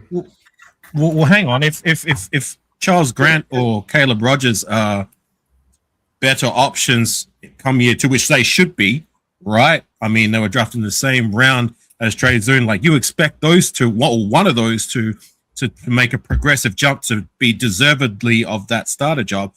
And if they can't do that, and just so happens that Trey Zune is the better option, then so be it. So, you know, those other two cats, like I expect one of those two to take the job. I'm Hey, hearing I would tend to agree with you on that, right? But I'm looking at what they had as an offensive line coach last year. There's a lot to be made up for at this point in time. You know what I mean? They had the wrong coach to have as for rookies. You know what I mean? They understatement of the century. So for me, I feel like this kid is already ahead of the game, above them. For everybody keeps talking about his short arms, but when you turn on the tape, he makes up for having short arms. He's not a step back offensive lineman. He's a step forward. Every time he comes off the ball, he steps forward. This is something I've been looking for my offensive lineman. I'm tired of guys who always step back. You know what I mean? He takes the contact on, and when he pulls, oh, the man's got wheels. The man's got wheels. He can run block. I don't know who told you he couldn't run block, AR, but he can get out to the outside and really set, you know what I mean, set a nice little screen on the zone run. He can pull. He can pull from the guard position. Yeah, but he's not as elite at a run as with his runs blocking as he is with his pass protecting. Yeah, his pass protection is his strength. Run blocking isn't quite there yet. If you watch Kubiak scheme, if we're talking about the Kubiak scheme and needing a guard that can pull and get out there, you know what I mean, and set the blocks on the edge, he does that really well. His run blocking on the inside is not all that great, but that's really not Kubiak's scheme anyway. You know, if you want to run inside, then you run to the other side. And you can shake your head all you want to, Black. I'm just saying. If that's something they desire, they have that option. I'm not saying that's what they gonna do, but if they so desire to go with that option, it makes sense to me. That's my opinion. All I'm saying is that because you said, like, what are we doing if he doesn't start? Like, hopefully he does start, but hopefully, because if he's not starting, that means, as I said, Caleb Rogers and Charles Grant, one of those two needs to take that next step. Right. Yeah, granted their coaching sucked last year, but it's to be expected. Like, surely those two were drafted in the same round as Trey Zune, a year apart. So you've got a year under your belt. Then technically, in theory, you should be better. And if you're not, then you don't deserve to start. And hopefully Trey Zune does. So we'll see. Exactly. And so the whole thing is we got 2 third-round linemen last year. And that's the reason why it wasn't a priority this year. We did get a lineman. Now, Grant, if he comes in, he probably is going to take somebody's starting position, which one of those two guys should, and this guy could come in and do the same. But the thing is, we have these guys that's on the roster that has this experience that Kubiak is probably going to start with because they have that experience. Now, you guys are talking about the O-line coaching. Okay, I'm not saying the O-line coaching doesn't make a factor. Last year, that shit didn't make a factor because that bullshit play calling and the spacing was dumb to begin with. You could never block it anyway. So we would have won, one more game if we had a better O-line coach? 2 more games, maybe? It wasn't all the O-line. It wasn't majority the O-line coach. It was the play calling, because a good play caller can make up for where your line doesn't have their strengths. Just like you say, Kubiak, his strength is not running in the inside. So that's a good thing. So we're going to run to the power side. So I agree with you with that. That's why I was like, you don't know what I'm shaking my head at. So I'm just saying, all of that to say is, I do agree that the third-round picks do need to play, but those last two, one of them two need to be on the field, and that would either mean Glaze is off the field or Glaze is going to move to another position, and that means there's going to be a couple odd men out, and a few of them are going to be veterans. So it's going to be hard for them to start this year. But I think by the end of the year, it's going to show. And I think also too, a lot of people are we didn't talk about it tonight either, in regards to the competition. There is, we brought in a veteran, you know what I'm saying, from the Niners, Burford, that also has something to say about that starting spot. So I'm not saying that he's going to be a starter or anything, but I'm just saying the competition is really thick. and you can say you and that's a bar in itself. The competition is very thick right there in the guard position. So there's a lot of people that's fighting for that starting spot. I think a lot of our picks, or a lot of where we didn't pick, also goes to where their confidence level is in regards to last year's guys, because we didn't really address the wide receiver position until late. So for me, that signifies that they at least have confidence in progression from the likes of Besh and Thornton. We didn't really address the interior line position like many of us thought we would until the 7th round. To me, that screams that they have confidence in the guys, again, that they drafted last year in Hemingway and Pegues. Whether or not it turns to be for the better or whether or not it turns to be wrong, I guess we'll see. But that's just what I take away from what they did with this year's draft, right? Yeah. All right. It might not even be so much. One last thing. It might be a level of confidence, but at the end of the day, they were drafted, so we need to get some value out of them. So we need to give them the opportunity, and they're gonna have a better opportunity than last year. But this is a prove-it year for those guys because they'll be gone because we do have that. I just think one more thing for me too. And this is I promise. It's all good. We for the past 3 years, I had to look up the stats, and the past 3 years we've finished bottom of the league in rushing, and that's for me that's a big offensive line issue. And we keep saying, oh, it's the coaching, it's the play calling, it's whatever, bro. At some point, it's just the players, bro. The talent is just I don't think that we got it. And even then, even the one asterisk we have, the 2022 year when Josh Jacobs went off and he led the league in rushing, we ended up finishing number 16. Josh Jacobs was just breaking hella tackles and just fucking being a fucking madman. So that had nothing to do with the O-line. I feel like the O-line's been bad for a while now. So, well, outside of Ashton Genty, you look at the running backs we had in the door since Jacobs. I mean, it's a woeful group to say the least, like the worst maybe in our history. Yep. Yeah. I'm sick of blaming like the play callers and the coaching. It's an issue. I agree. I'm not gonna deny it's not the issue, but to keep pushing the buck and not blaming the talent is crazy to me.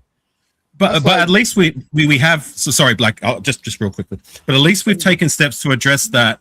We drafted another running back. We drafted a running back in the first round last year. We brought in Tyler Linderbaum. We drafted another guard in the 3rd round. We drafted 2 offensive linemen last year, and we brought in a plethora of other rotational pieces for the offensive line. So, I'm there with you. It can't all be coaching. Like the players need to step up, and it all needs to come together. But for me, I can see that at least they're trying. They're trying to rectify it. They're trying to make it to where we want to be. Sorry. Go ahead. No, you're good. Genty stepped up last year, regardless of how bad the line was. He the one who stepped up. I'm saying that the O-line being bad is a part of it, but the majority is the play calling. You cannot run the ball effective if you don't run on first down. If you play action on first down, you're doomed. Plain and simple. It doesn't matter. It doesn't matter who you got at the line. You're going to have the world's best O-line like the Raiders did back when Gannon and them just dropped back and threw hella passes to Tim Brown and Jerry Rice and then to Porter. Like, yeah, you could do it if you got an O-line like that. But how many teams in the league got it like that? We were running the ball on first down, play action every game. Come on, bro. That's a problem. Yeah. I think again we got the competition there. We'll see how all things come together, but definitely Trey is going to be one of those guys fighting for a spot. But I think again, even if he does not get a starting spot, I think he's going to be one of those guys that he's going to be during week to week as the backup guy because he can move.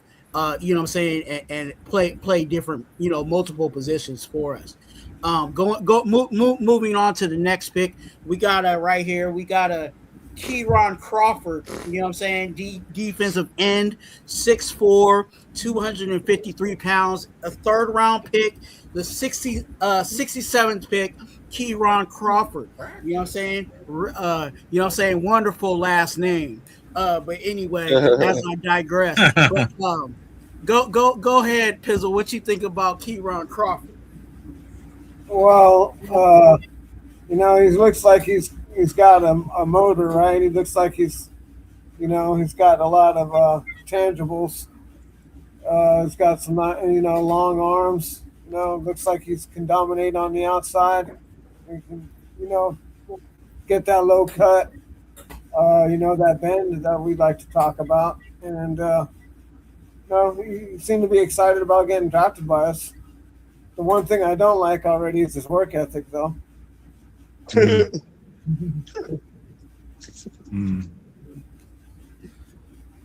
Do you want to elaborate on that, Pizzle? With the news that's been coming out lately? Yeah, well, he had to take some mental reps. He's feeling a little sore. There was no injury report. Nothing came out. Nobody saw anything. But apparently he felt he needed the day to rest or something. He needed a break. I'm still not clear what happened. It sounded real pussy to me. Yeah, that's what I was getting at. Yeah. Like, bro, you're at the prime of your existence. Like, you should be out there just going full speed. Like, oh no, you gotta take it easy. It's just rookie. What? Bro, you're raw as shit. Like you're probably not gonna start this year. You're gonna be playing for a special team spot. Like, get out there, get acclimated to the speed. I don't like him. I don't like him already. I'm just asking, were those his actual words though? What? Hell yeah, it was. It's just mini camp. No, he didn't say that part. No, he didn't say that part. I think. But I mean, like, I've heard some people so many words. Yeah, but you can take that part off though. But he did say he was pushing it too hard and he didn't want to push it. He took mental reps. Crazy. That's verbatim. He said that. Crazy. All right, look. We all know this game is soft. It ain't what it used to be. Right? I'm in denial. If you taking mental reps, hold on. Hold on, let me get this out, man. Let me get this out. You don't even know where I'm going with this. Yeah, it's just funny to me. If you taking mental reps in minicamp, what the fuck is you doing? You always ask that. What? You doing?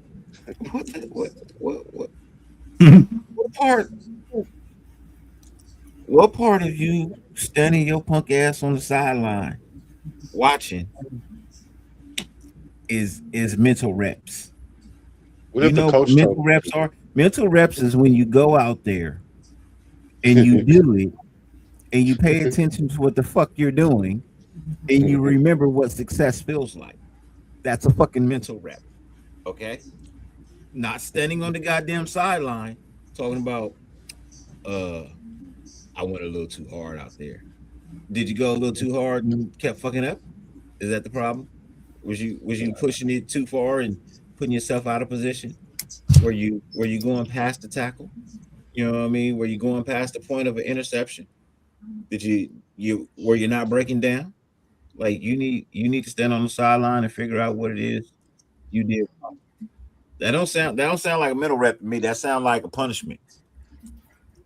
That sound like the coach said, "Hey man, you know what? You doing a little too much, man. You need to settle your ass down. Pay attention to what's going on out here, and then tomorrow you come on back out here and show us what you got." That's what it sounds like to me, and that don't sound good. Oh my goodness! At all. I personally, when they drafted him, I thought this kid had high hopes. You know what I mean? I thought he had high hopes. I sure hope he don't turn out to be another Tyree Wilson. Oh God! And his season ain't over. His season ain't over, but this isn't a good start. Y'all gonna hate It's me not. this year. It's not a You're good gonna hate start. me this year because all this shit that y'all talking about, y'all ain't gonna even have a fucking inkling of this in y'all mind by week 3. Like this shit ain't gonna matter week 3. This motherfucker. That's Look, what he I'm went thinking. out there Went too and he was hard, running. He over-pursued. was running too hard out there, and he was cramping up too much. And they was like, "Check this out, mental reps." I guess he can't. Whatever. What if the coaches probably told him to sit on the sideline, bro? This is only rookie camp. Chill the fuck out, but get yourself in shape. Go get you some bananas and start and get you some electrolytes. Because you over here tripping because you trying to win you trying to win the starting position day one. You doing too much. So That's what I it's not a want, good bro. sign. But at That's the what I end of the want. What do you day, mean doing too much? That's what we at the, want. We want motherfuckers on the team like that. Oh man. no. It's not. I agree. You gotta put it. You gotta balance it. I agree, but to try to cap it totally, that's crazy. Well, no, That's that's because crazy. I agree with that part, right? The cap part, and that's why I was saying the other day, like the way we're running our organization is similar, like the Patriots, where we're not letting anything. First of all, Kubiak is already like this. We're not letting any extra information in or out. Like, so we're gonna say all the same things. Whatever you say is gonna be prepped by us, and we're gonna make sure that you stay within that envelope, and y'all don't give them the team any other tip of what's going on because we didn't know if it was an injury. We didn't know what it was. We start speculating, but at the end of the day, it's just rookie minicamp, man. So if this was training camp, I could hear it. I'll hear it. But this is rookie camp, and he just needs to get in shape. That's all. I think at this point again it's all speculation, and I think when you have speculation, it can run wild. I don't see, and I'm not trying to be biased on this, but I don't see the same person that said that he wants to be like Max Crosby and the same person that said that he wants to work with Max Crosby. I'll say it, pussyfooting, you know what I'm saying, in practice. It might have been, it might have been the coach saying, hey, we'll pull you back a little bit because you going too hard, and that's really what it was. I can vaguely remember plenty of times where Max Crosby was doing the same thing in practice, and they had to do that with him and had to dial him back. So if he's going in there with the same energy and saying that I want to be like Max Crosby, then maybe that's maybe that's what happened. Was the coach was like, hey, we need you to dial it back. Take some mental reps this time on this situation. It can be very, it can take it, you know what I'm saying? It can be very so many ways because we don't know exactly what happened in that specific situation. Well, he said he was going too hard. You know what I mean? That backs what I felt when we drafted him. You know what I mean? This guy's a true 3-4 stand-up outside guy. You know what I mean? He's gonna fit well into the defense. I feel like he can really be your outside linebacker too. You know, he makes tackles. You know, he can cover. He can drop back. He contains the outside really well. I like the kid. I do, but I just don't. I don't want to hear negativity, and I don't want to hear bullshit coming out of rookie minicamp. You know what I mean? That's my no distractions, man. No distractions. Now, if he's out there going too hard because he's trying to earn his spot now, hey, more power to the brother. Let him rock. Let him do his thing.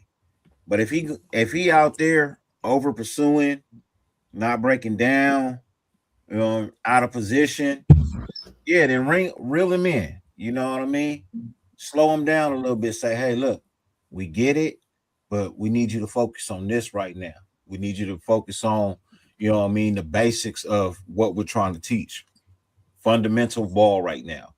Breakdowns, tackles, not over pursuing, not getting too far out on the edges that you take yourself out to play and then you got to come back. We ain't trying to get that right now. You know what I mean? We trying to teach fundamental football so everybody can win. Not just one person. Everybody. If I can have my take, Yeah, go ahead, brother. Well, with this guy specifically, I mean, I haven't watched a lot of his tape, but I've heard quite a bit of him talking and a bit of his some of his interviews. And this guy seems to be a guy who has a lot of passion, a lot of fire in the belly per se. And it just doesn't strike me as someone who, like, it seems to be, I'm willing to go with Black's assessment that he's just pushing it too hard and that they're trying to wheel him back in, rather than being, he's just, you know what I mean? Like he just wants to cut a few corners at the start. He's just being lazy. He just doesn't strike me as that kind of guy. But if it is that, it's not a good, right? But whatever. But at the same time, it's just, I guess it screams to me that we need to start taking some swings and making for life after Max Crosby, because, you know, Crosby's back with us now, but we don't know how much longer of his best days does he have with us. You know what I mean? Maybe 1-2 seasons, if that, maybe give or take. We've already made for life after Tyree, we say la vie, but we need to start addressing that defensive end position. We need to find someone who can stabilize it.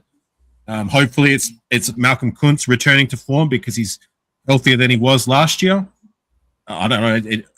They must have signed him back for a reason when I thought he would have been off our roster. But, you know, we need to start addressing that defensive end position. And, you know, if it's Crawford, if he develops to be that kind of guy, then cool. But I guess I'm with it, like, in that perspective. So I can dig it. I got no disagreement with that. Yeah, I hope the kid is like I said, I hope he is what I thought he was going to be when we drafted him, which is a key addition to this team. You know what I mean? I got high hopes for him. J-Dog. Right. Hey guys, I gotta take off. I gotta go get my mom her meds. Right on. Take care, Pizzle. Hey, right, brother. I appreciate you, Pizzle, man. Thanks for coming in, giving us that Raider gospel, man. Yeah, no problem, y'all. You guys have a good one. Later, chat. All right. Hey, Take care, man. And with Crawford, I think, you know, again, it is we like you said off of Casa, we need to address what's next, right?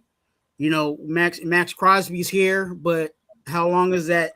You know, how long is that knee going to last? And what are we going to do after the Crosby years? You know what I'm saying? Like it's already an issue that we didn't bring, have a good running mate for him on the other side. You know what I'm saying? To, you know, like an Ngakoue to help out in the situation. And I think that's where, you know, Crawford and hopefully, you know, Kuntz can snap back and get into that flow. But we need to, or Kwity Paye, you know, definitely that. But we definitely we need a running mate, but we also need to be starting to start to cook something, you know what I'm saying? Maybe in the slow cooker or whatever for the years life after Max Crosby.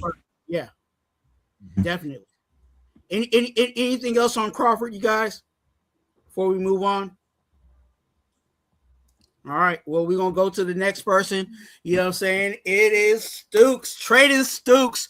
All right. Trayden Stooks comes in the second round with the 38th pick, 6'2", 190 pounds. Trayden Stooks is our safety. You know what I'm saying? I'll go with you, Nate. How you feeling about Stooks? He's an inch taller and 5 pounds heavier than Masters. Like, hey, it's crazy. To me, Masters ain't small, bro. I mean, 185 is a little light. You'd like him to put on 10 pounds or so, but that's going to come with his age as he gets older and grows into his body and matures. Stooks came out of nowhere. For me, at least, he's probably like the 5th ranked safety on the board at the time. Overall consensus was, I think. I could be wrong. Most boards, I feel like he was back there. So I felt like he was kind of a reach. It was one of those things where we traded back that second round pick. We handed Texans the defensive tackle, and it just felt like some Raider shit again. It really did. But apparently he's going to be good, and he's got that dog in him. My issue is he played at a smaller school, Arizona. So the film looks amazing, but let's see it transition to the next level. Black, what you got? Oh, go ahead. Sorry. No, go back. Oh, he's muted. Go ahead, Alpha Kasi. Well, we're trading Stooks. I mean, he wasn't a guy that was on a lot of our radars.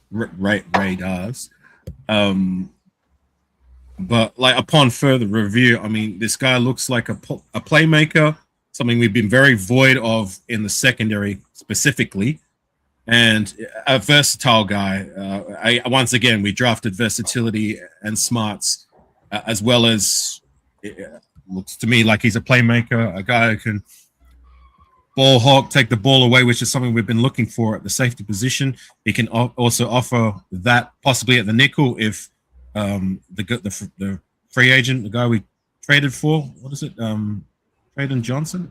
What's his name? Yeah, Trayvon. Tyron. Yeah, Tyron Johnson.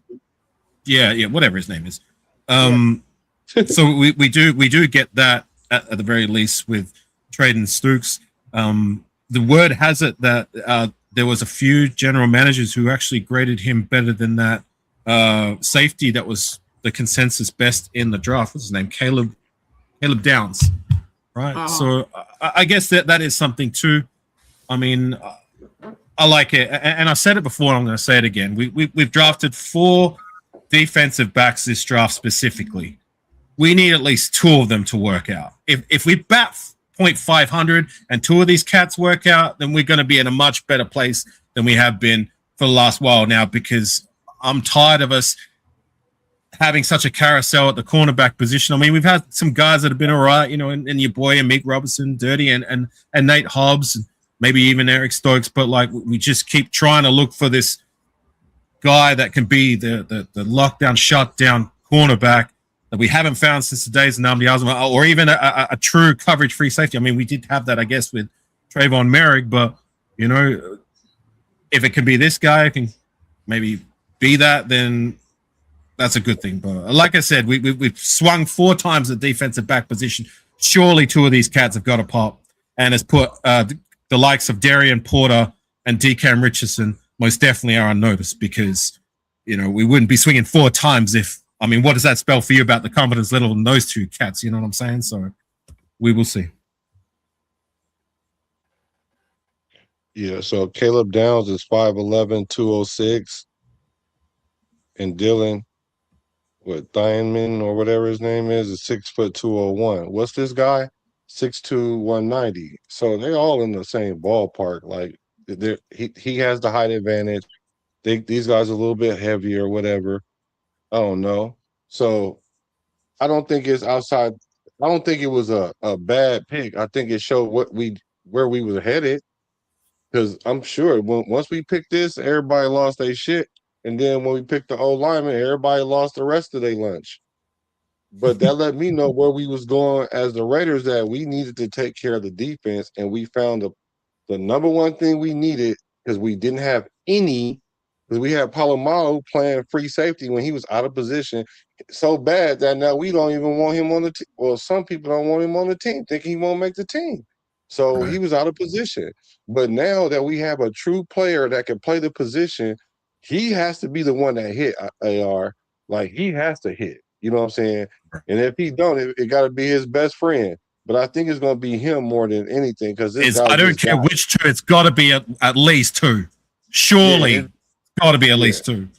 We can't whip on all of them or most of them. I think it's going to be this guy right here, because he's going to make plays for us, and then just give him some time to grow into the game. And I think he'll pick up 5 to 10 pounds, like Nate said, like just naturally being in the NFL, they'll bulk you up. I hope it just doesn't compromise his speed, but he got great speed. Yeah. The ball skills and the speed is definitely what you got with Stooks. Not only with that, but he has a lot of, in between the ears. He's very smart, and that's where,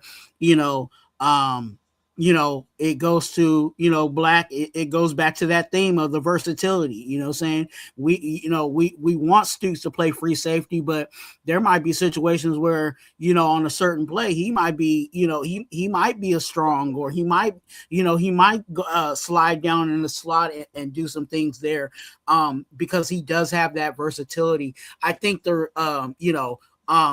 despite, the school that he went to is a smaller school. I think he also that secondary that they had over there was a problem. I think it was like one of the top secondaries in college football. So obviously it seemed like the scouts were looking at that and was like, who are the main guys that are stirring the drink over there? And we pulled two of the guys, out of their secondary, that, in the draft. So they were looking at that. And for me, I was excited about this pick because, again, one of my biggest concerns was secondary.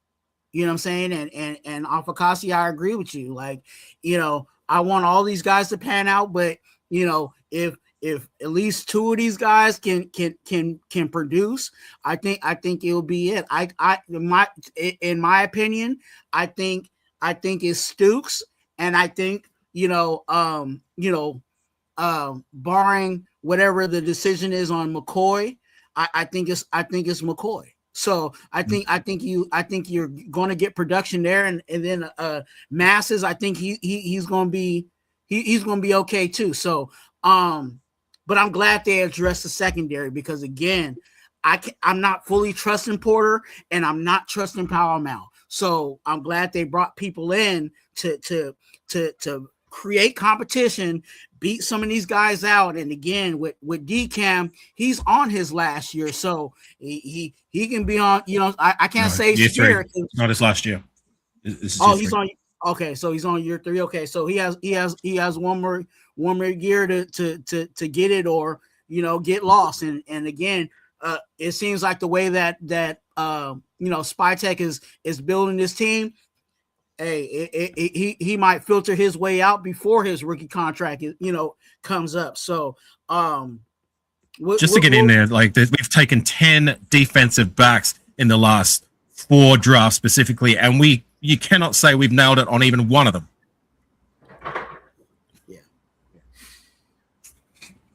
Yeah. That's what I'm saying. We need to at least nail it on 2 of these guys. 10 in the last 4 drafts. Come on.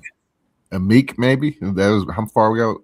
Amik was 2020. 2020, yeah, 2020. I'm talking the last 4 seasons. So back from 2023, 2024, 2025, and this year. Like we've taken 10 by count, and none of these cats have panned out yet to be a guy that we can depend on.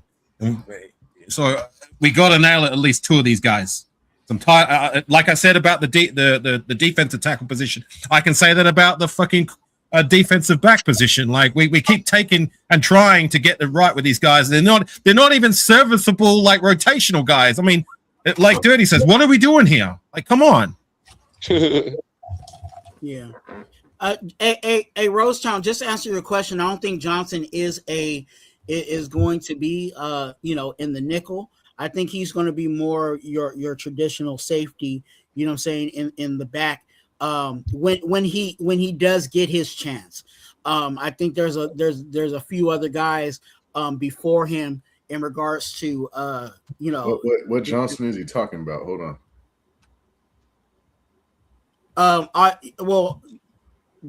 I think the only Johnson that we got on the draft, Dalton Johnson.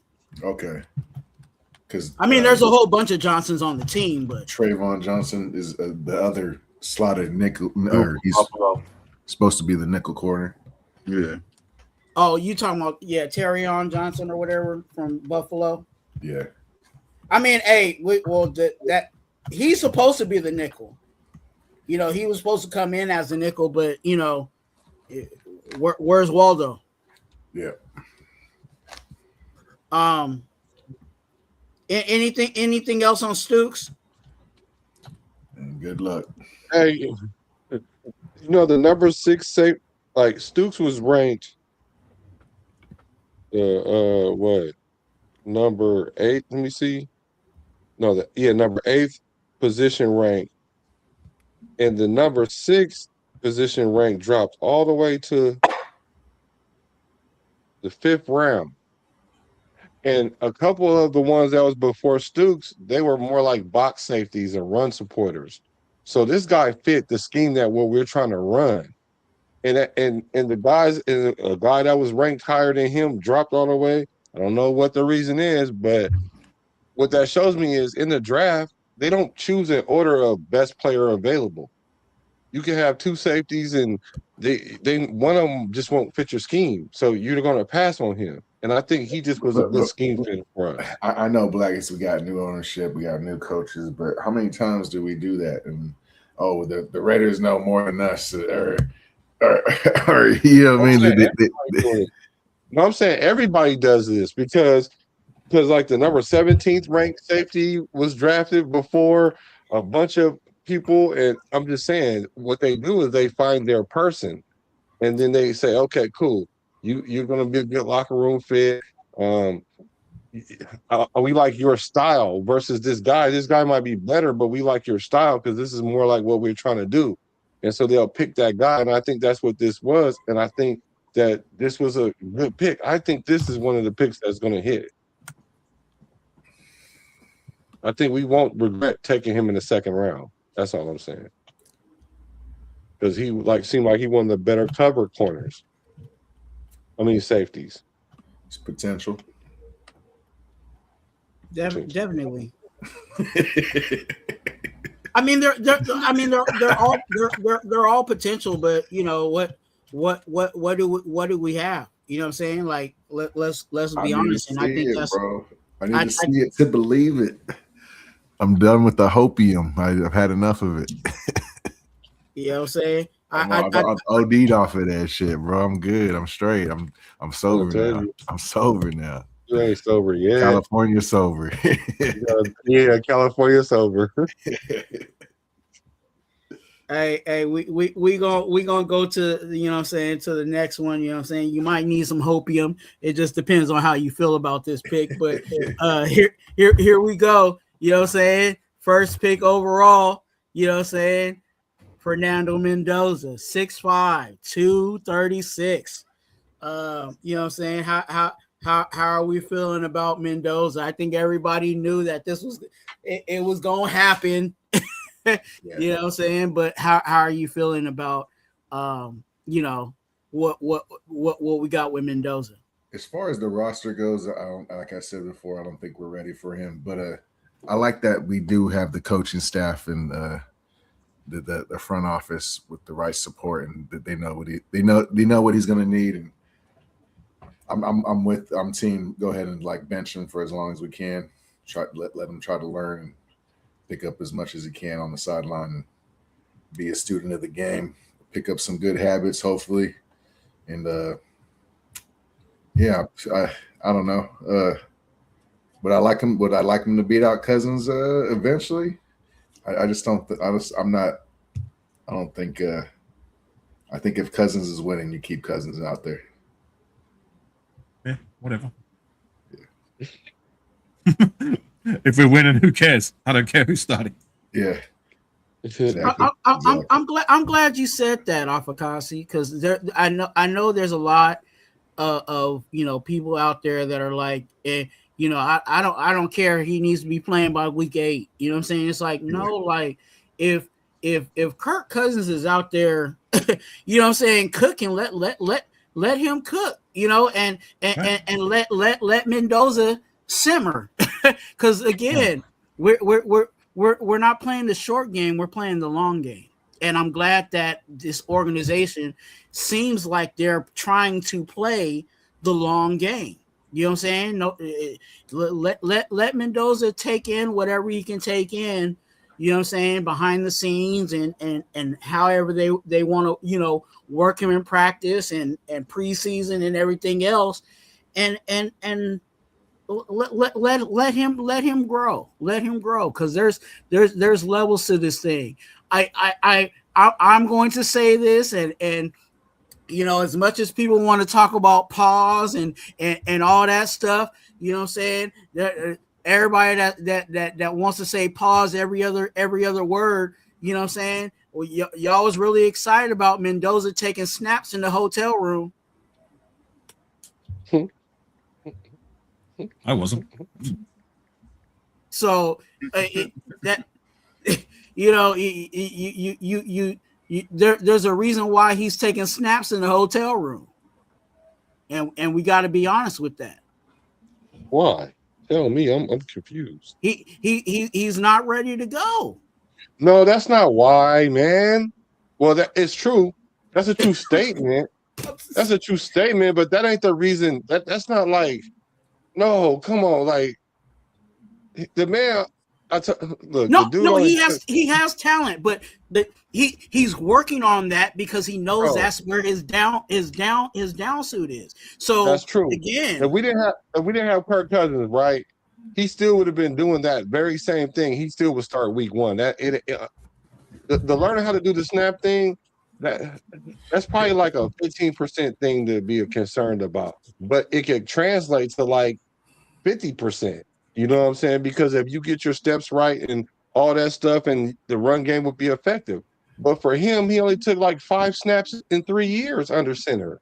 So yes, you need to practice with the center. But even with Kirk Cousins and Tyler Linderbaum, they need to be taking practice snaps in center. So Linderbaum in general, yeah, because they have a new center. All the centers don't snap the same. All quarterbacks don't receive the ball the same. So they need to do it regardless. So these 25 to 50 snaps was needed regardless who's doing it. It needs to be Mendoza and Kirk Cousins. I'm not going to say pause because I grew up with a daddy, so I already know what it is.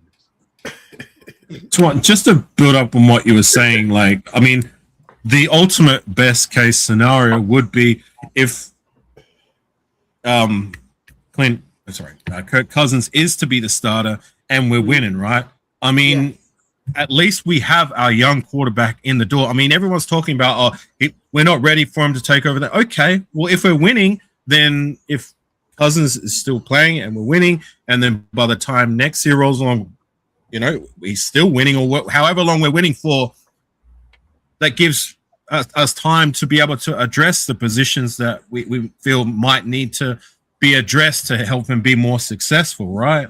And we've got a young guy that can take over the reins of a winning organization. I mean, like, that would be the ultimate best case scenario. But in terms of where we're at now, like, it's no secret how I feel. I mean, I've felt this way for the longest time, but particularly now, like, we needed to take a swing. The time is right. The time is now. I am not waiting any longer to try and address the most important position in football, especially when we're in the driver's seats to do such a thing.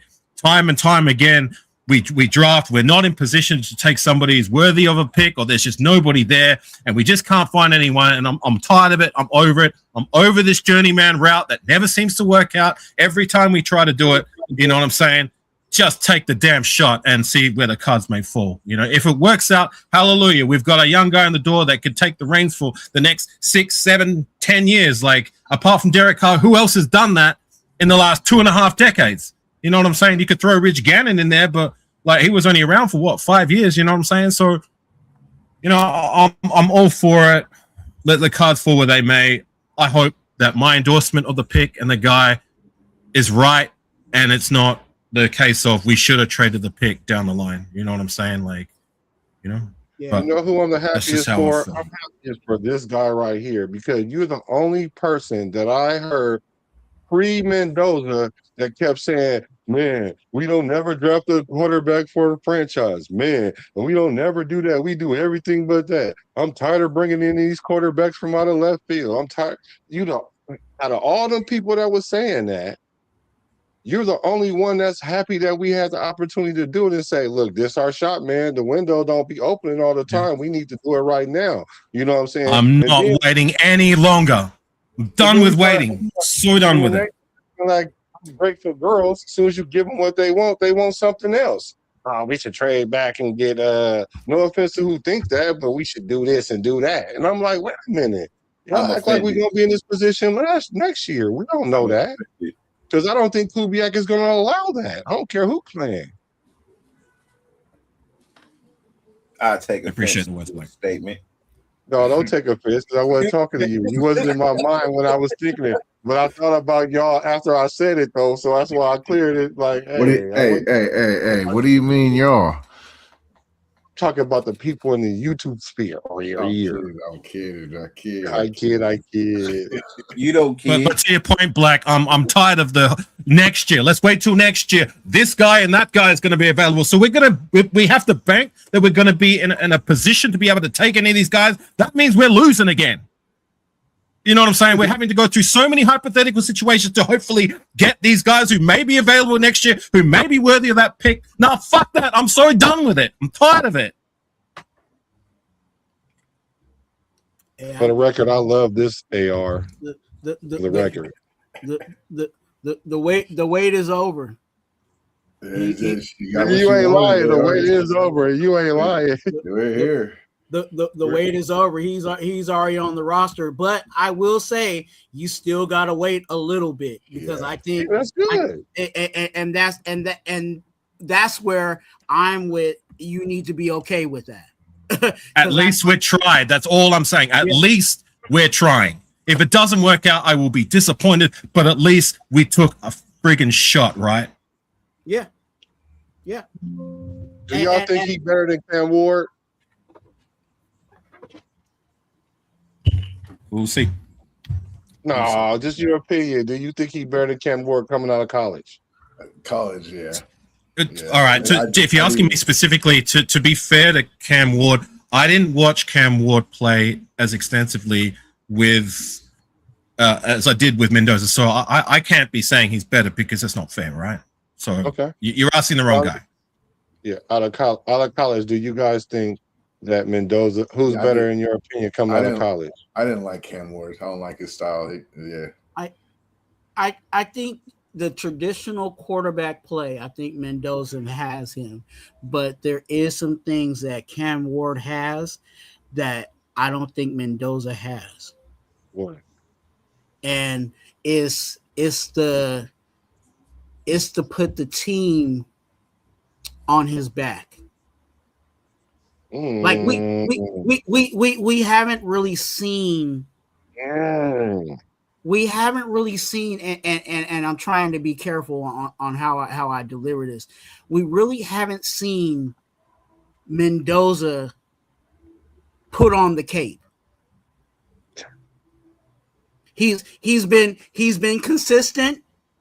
He's been accurate, and yes, that's what you need in a quarterback. I seen with Cam Ward some of those games in Miami where it was Cam Ward out there making it happen.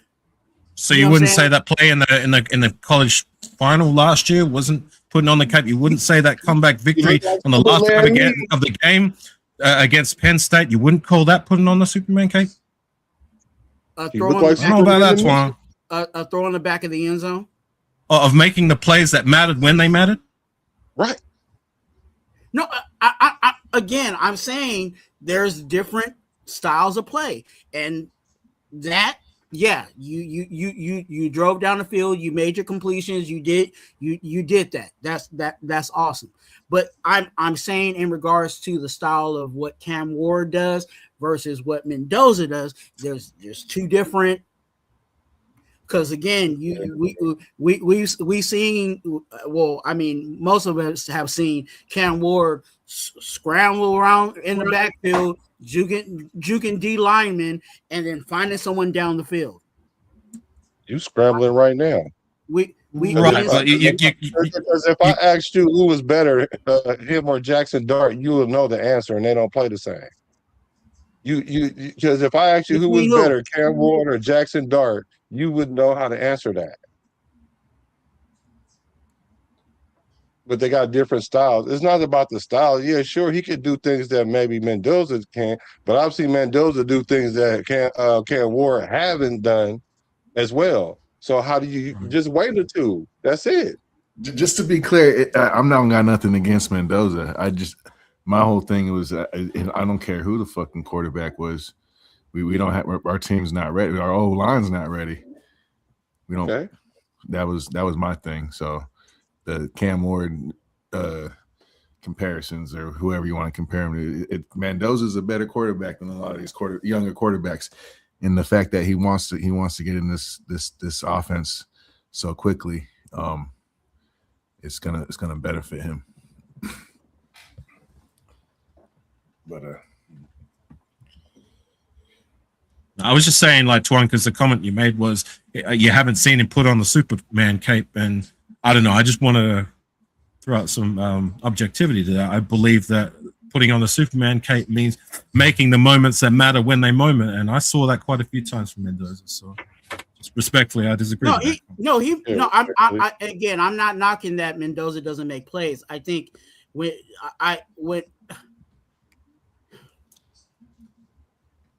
I get what you're trying to say. You saying that the team really, it was a team collaborative effort, so it wasn't like he stood above and beyond all year long like Cam Ward did for Miami. I understand that.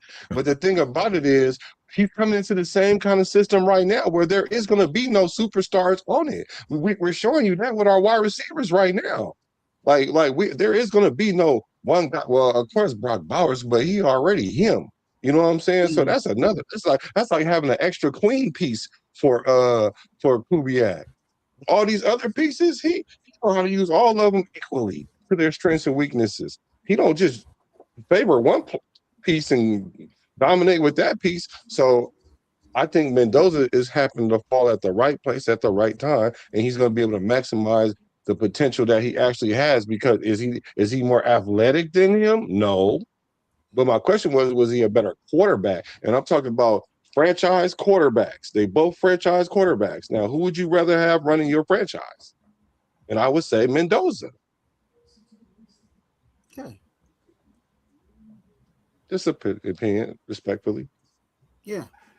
No, and that's fine. And I'm glad that you got kind of what I was trying to explain is like there's some how can I say it? Some electricity or what they say about those flashy players, like there's electability or something, you know what I'm saying?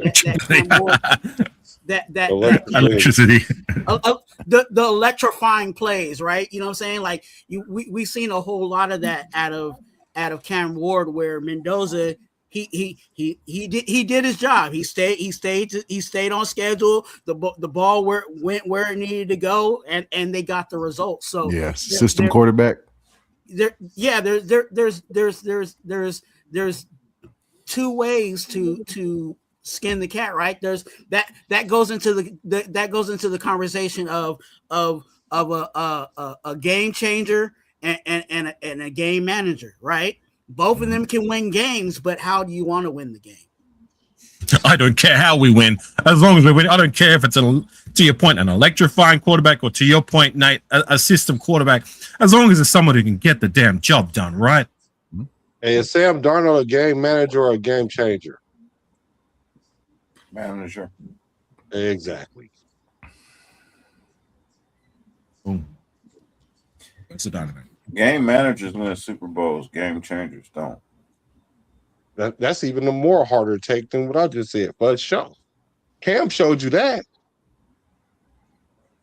I'm not Cam Ward, Cam Newton. Newton, yeah. Mahomes a game manager. All times was a game manager. No, I wouldn't say Mahomes a game manager. No, he a game changer. He might be early in his career. He was a game changer. Right now, he a game changer. That's why he a game changer. That's why they're not winning. He can't. He's losing. How many Super Bowls have they won and played in the last since they drafted him? Like I guess 5 or so. How many was? That's all you need to know. Lamar Jackson. I don't like the guy, but he's a game changer.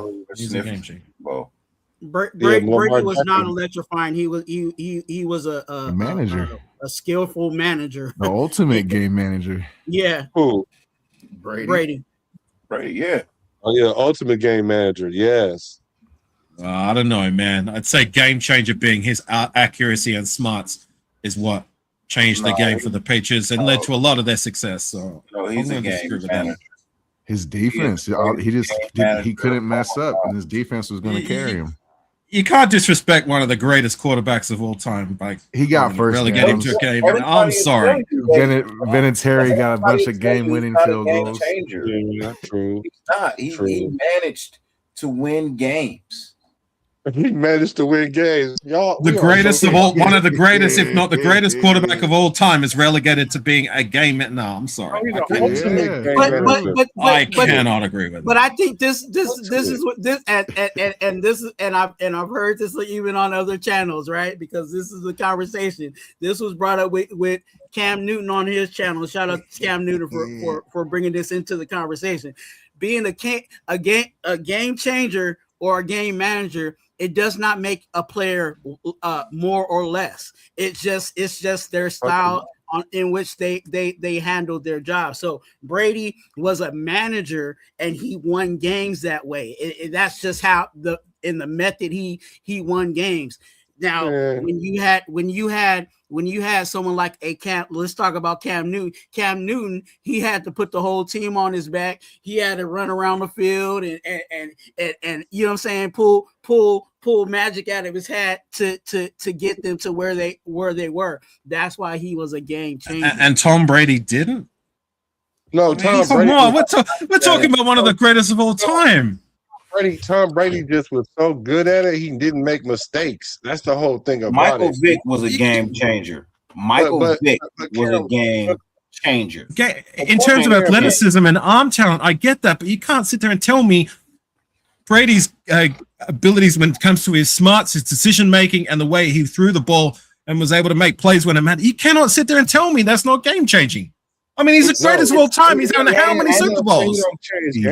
Elite game manager. Elite game manager. He's the elite. I'm on my only island. I get it, but I'm standing on it, man. I'm standing on it. A lot of those wins came from that defense. Cam Newton, of course, he gonna say that because he was a game changer and he wished he was a game manager. And if they would have managed the game a little better, then they probably would have won, right? So the whole thing is, like Dirty said, when you're a game changer, all they gotta do is stop you in the Super Bowl. You know what I'm saying? And then they gonna bet their bottom dollar that they're gonna stop you in the Super Bowl. But when you a game manager like Tom Brady, like the most supreme elitist of them all, he's supreme on high. I would give him a wobbler.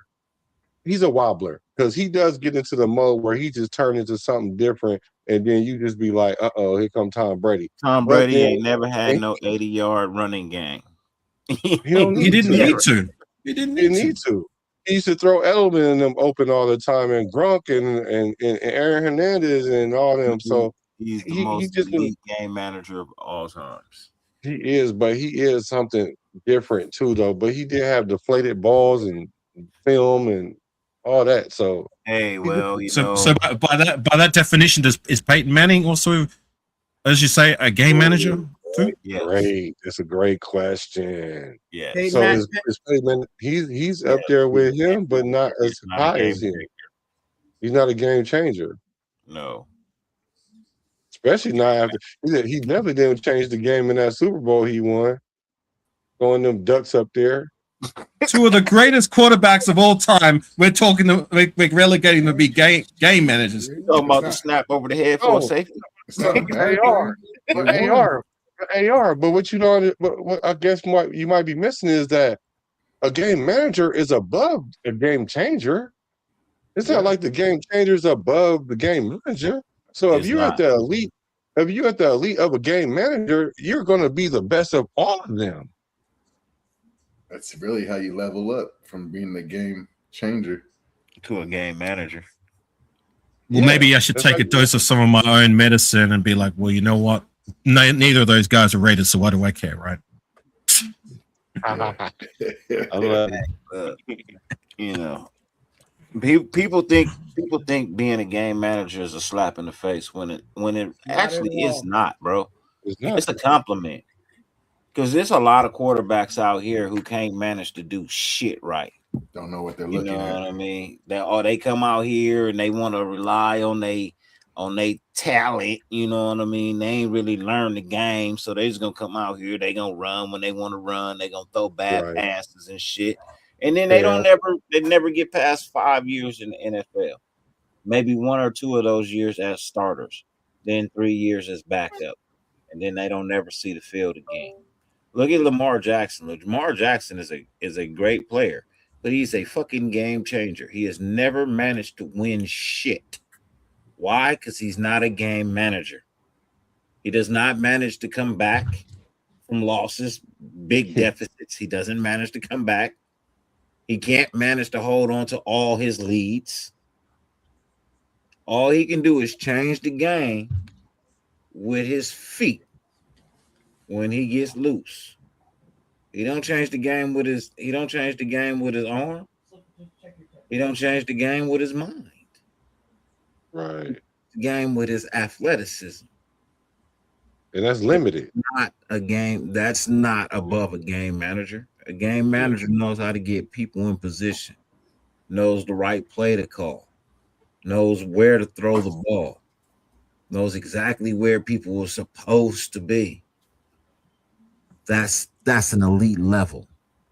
Not every quarterback can do that. That's elite. That's elite status. When you sit on a mountain on high, people say you are the greatest game manager of all times, and you're the greatest quarterback of all times at the same time. You don't got to throw no lookers or left-handed passes, or you ain't got to do no extra bozo shit. Yeah. You know what I mean? You play the game the way it's supposed to be played, and you achieve statuses people can only dream of. I don't see how that's a disrespect. So is Mahomes a unicorn in because he's a game changer? Yeah, I believe he was a game changer early in his career. I believe he developed into a game manager later on. Yeah, and then he still got game changing ability too. But he is way more of a game manager. He was when he started. He lost a step after a couple of those knee injuries. After that injury, he you notice he didn't really run too much anymore. You know, he extended plays and he manages to extend plays and get positive yards through the air now. You know what I mean? Yeah. So that's why I say he was a game changer when he came in. Yeah. You know what I mean? But he has developed into what I consider a game manager. Yeah, and I think it might be one of the best when it's all said and done. Right there underneath Brady. Would be Cam Newton. No? Him coming out the draft, his report on Mahomes was that he was a gunslinger, and when you hear that's normally that tends towards a game changer. Now, when he got into the league, that's when Andy Reid pulled the reins back and was like, "Hey, I'm gonna turn you into more of a game manager." And every once in a while, he'll do something that looks game changer ish because it's still in him, but he's leaned more towards being a game manager. You know what I'm saying? At this point in his career. So yeah, I guess from my perspective, like you guys have a different perspective on what a game changer and a game manager is. I guess from my perspective, the way I see it, I mean, like the one thing that all these guys that you listed have in common is they're all athletic guys who have had to make plays when everything breaks down, and that's what I guess you guys define as a game changer. But for me, like, you know, a game manager is a quarterback who has to go through the system because he's not the most athletic. He doesn't quite have the best arm or the best talent or whatever it may be. He has to go through the system in order for them to get the best out of him and for the team to be winning, right? And I believe, just me personally, that's a bit of a downgrade for the likes of, say, the greatest of all time and Tom Brady and Peyton Manning. Whereas, okay, they weren't the most athletic guys, but what they lacked in athleticism, they made up for in game-changing when it came to their smarts, when it came to the quarterback play, to when it came to throwing the ball. Like, to me, that was game-changing. So I guess that's where we differ as the definition of what you see as a game changer and a game manager. So like you described Tom Brady. It's more of the style of play, right? You like you said, in most cases, you know, the game changers that we talked about, they had something physically, you know what I'm saying, that made them very gifted, you know what I'm saying, that made them, you know, excel, whereas you had like the Tom Brady's and Peyton Manning's that it was more cerebral, you know what I'm saying, it was in between here, and they were, and the arm too, and the arm. Yeah, of course, the arm, but you know that all that made them, you know, their style of play made them. Yeah, they changed the game by completing passes, and yeah, they changed the game by the arm, the vision, the smarts. To me, that they're in those departments, they were elite enough to call those game changers. Yeah, that's just my division. Yeah. But again, I digress. You know, whatever. Yeah, but what do we have in Orlando though? We have a game manager. Mm-hmm. So we already halfway there because we don't need a game changer. That ain't what we need at quarterback. And that's why you hear, you know what I'm saying, that's why you hear even Mendoza talking about, I'm gonna be the 1 of 11, right? You've heard that saying from him a whole lot, and then now you're hearing from Spytek and Kubiak that we're trying to build around this person, because we know that in order for Mendoza to be successful, you got to have the pieces around him so that he can be able to manage you know what I'm saying, all the pieces that are around him. What did he have in Indiana? A whole bunch of people that got drafted in the NFL, right? A whole bunch of wide receivers that got drafted, you know what I'm saying, in the NFL. A defense that, you know what I'm saying, and he didn't manage that side of it, but all those pieces that were around him are now in the NFL. And why were they in the NFL? Because Indiana made the decision to build around this guy because he's a manager, and allow him to manage all the talent that they were able to put together. So I don't want to hear nothing about the team thing there, because I mean they did it because of him, because they built around him, meaning he was the focal point. You always build around the quarterback. No, wait. See, now the goalposts on the other end of the field now, because now we was talking about, well, Mendoza really haven't shown to be the leader of this team like that because he didn't have a cape and all that, and it was the team and Cignetti. And I ain't talking about just you, I'm talking about just people in general. And I'm like, wait a minute, if Mendoza was not there, all these things that we talking about would not have occurred like that. Because it wasn't like that before he got there, and it probably ain't gonna be like that after he leave until they find somebody else special like him. It's because of Mendoza. For me, I'm gonna tell you this: I want a game manager at quarterback. I want game changers at wide receiver, tight end, running back. Yeah, there we go. The reason why I say that is because a game changer at quarterback is going to be selfish. He's going to be greedy. Your game changers that are down the field. Game manager is going to manage to get the ball to these guys. You know what I mean? The game manager, and that's why I say this. It's always good to be a game changer. That's cool. That's a nice ability. It's wonderful. But has it worked out? That's the problem. I get it. It doesn't work out.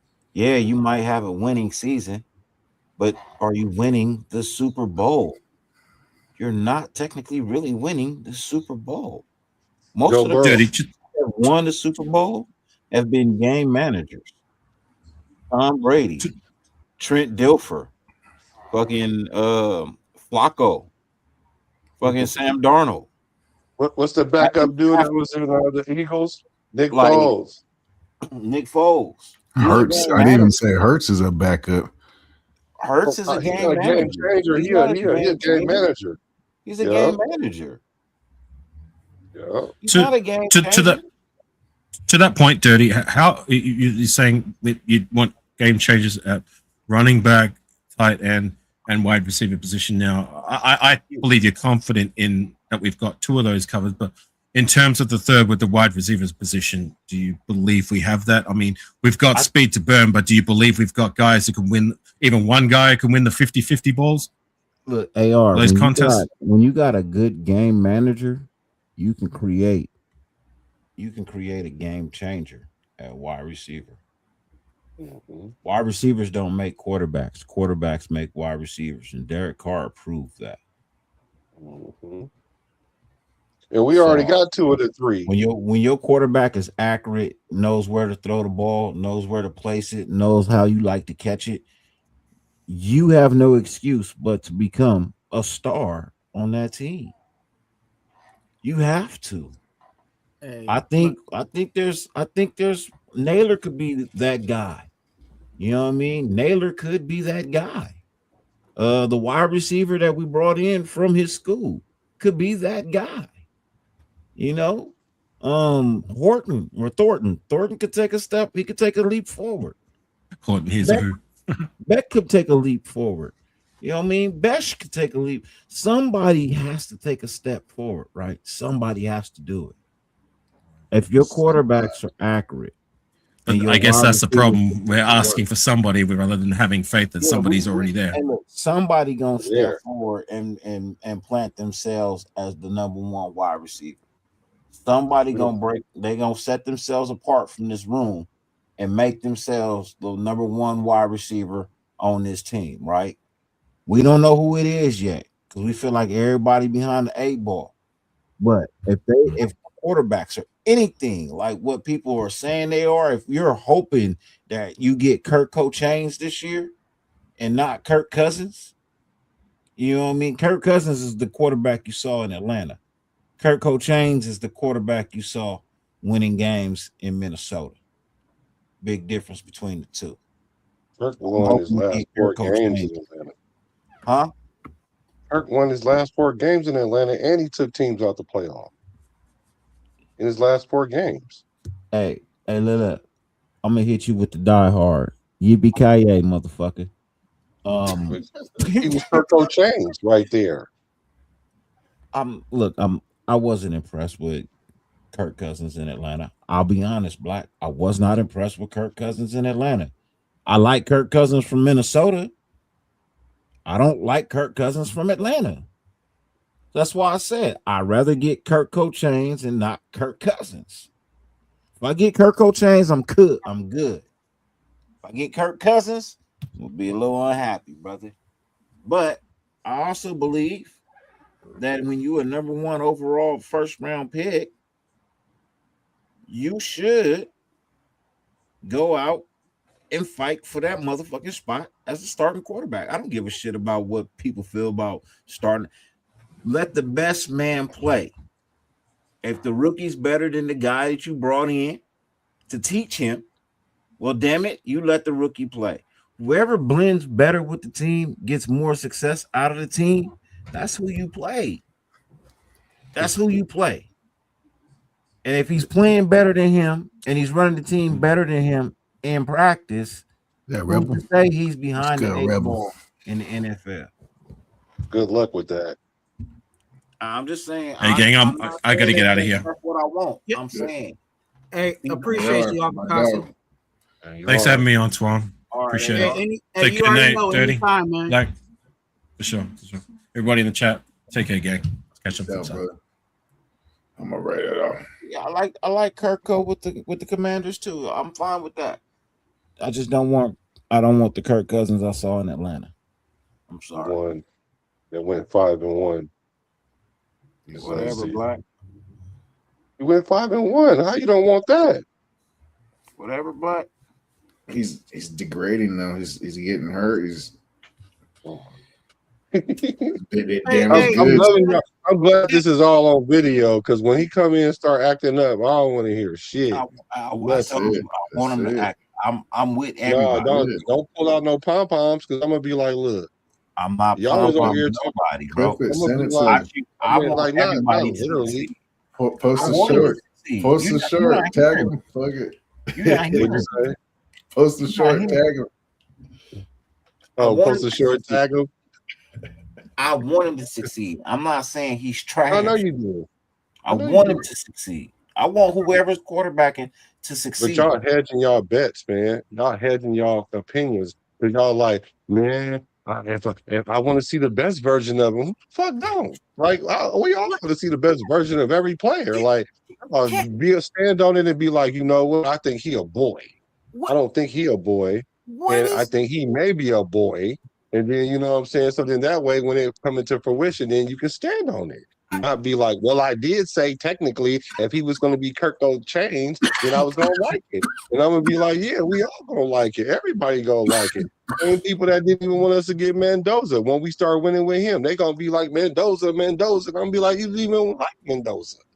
Man, not to say you did, because you didn't say that, but I'm just saying there's a lot of people that don't like Mendoza. Can we keep the main thing the main thing? And when I say that, what is the whole reason why we got Kirk Cousins?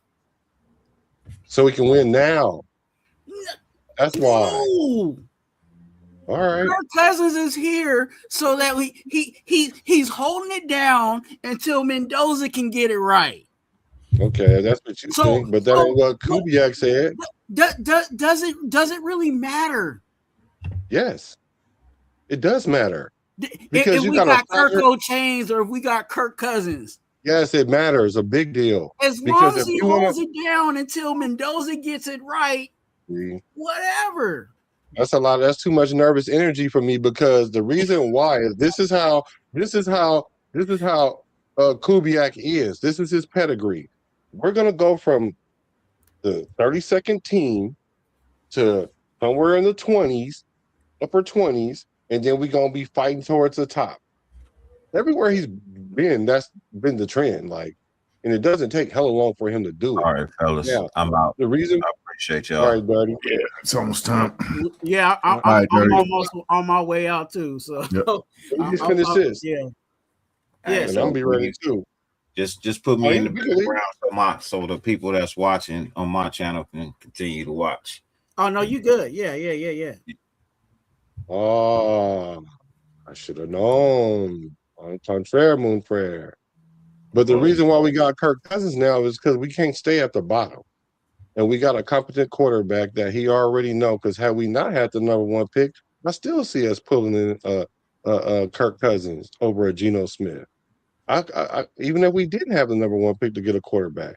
So I just think it's just to help us like stay afloat right now, like you guys say, until we find some continuity and we don't have to throw Mendoza in there to the Wolves. Yeah. No, I just said, you know, I just feel like in regards to this whole Kirk Cousins thing, he just hold it down until they feel comfortable with Mendoza and let Mendoza run. That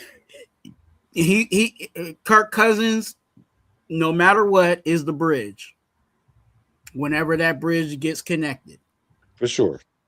So whether it's whether it's Super Bowl with Kirk Cousins or you know what I'm saying, we won more games than we won last year. It's still.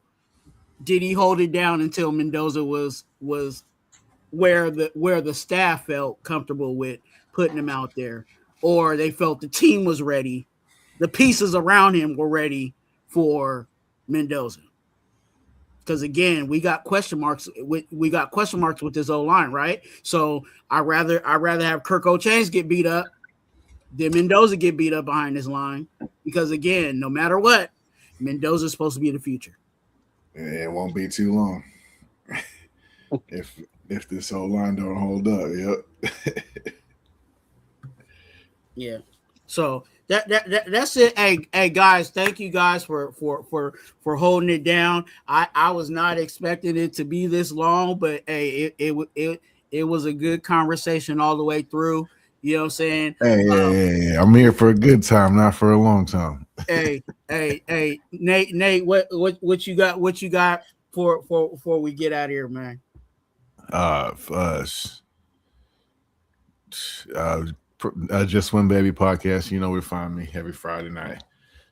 Find me there. AR in the mornings, usually Friday mornings. We missed last week, but it was kind of slow, so I didn't want to come on here bashing the Raiders again. The fucking Raiders. Yeah, they be fucking tugging at my heartstrings. You know, I'm here for the long run, so I'm just trying to thug it out, trying to work it out. But I appreciate you having me, Twan. Good to see you, Black. Everybody, the whole panel, Dirt Dog, Pizzle. Who else am I missing? Avocasi. Avocasi. Yep. But yeah, appreciate it. All right, man. Hey, yep. Black, what you got, bro? Oh, hold on. I'm a Raider though. I just gotta say, Nate, come outside. Come, it's cool. Dirty already. He been outside. He at the pool. Let's go. You guys, it's gonna be good. We gonna be all right, y'all. We good. Hey, you want to plug your channel? Oh yeah, I think Business Decision Sports. Y'all find it BIZNESS. It's in there. Thanks, all brother. Right. Thank you, brother. You already know, man. Appreciate you. You know, your people know me. Your people know me because of you. Hey, they better. So thank you. Yeah, I appreciate you. Hey, you guys already know how we are over here at Raider Twan, Raider Crime. We are advocates for being an organ donor, so please be an organ donor. That information is down in the description of all my videos and all my lives. You guys know what we're trying to do today. We're trying to get to that good old 1K. So go ahead and help us by subscribing. Hit that subscribe button, and please, and I mean please, don't be mean. Go ahead and double tap that screen.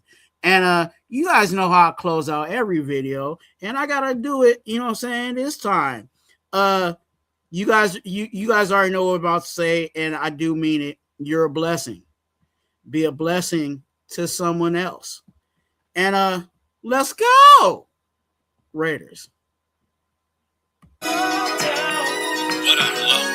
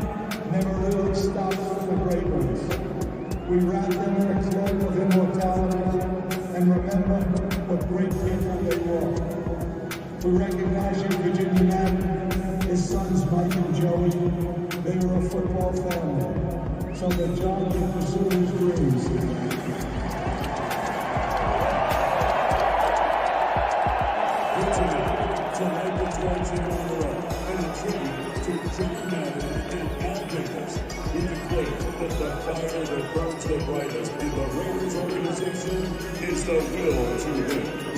Ladies and gentlemen, the Madden family.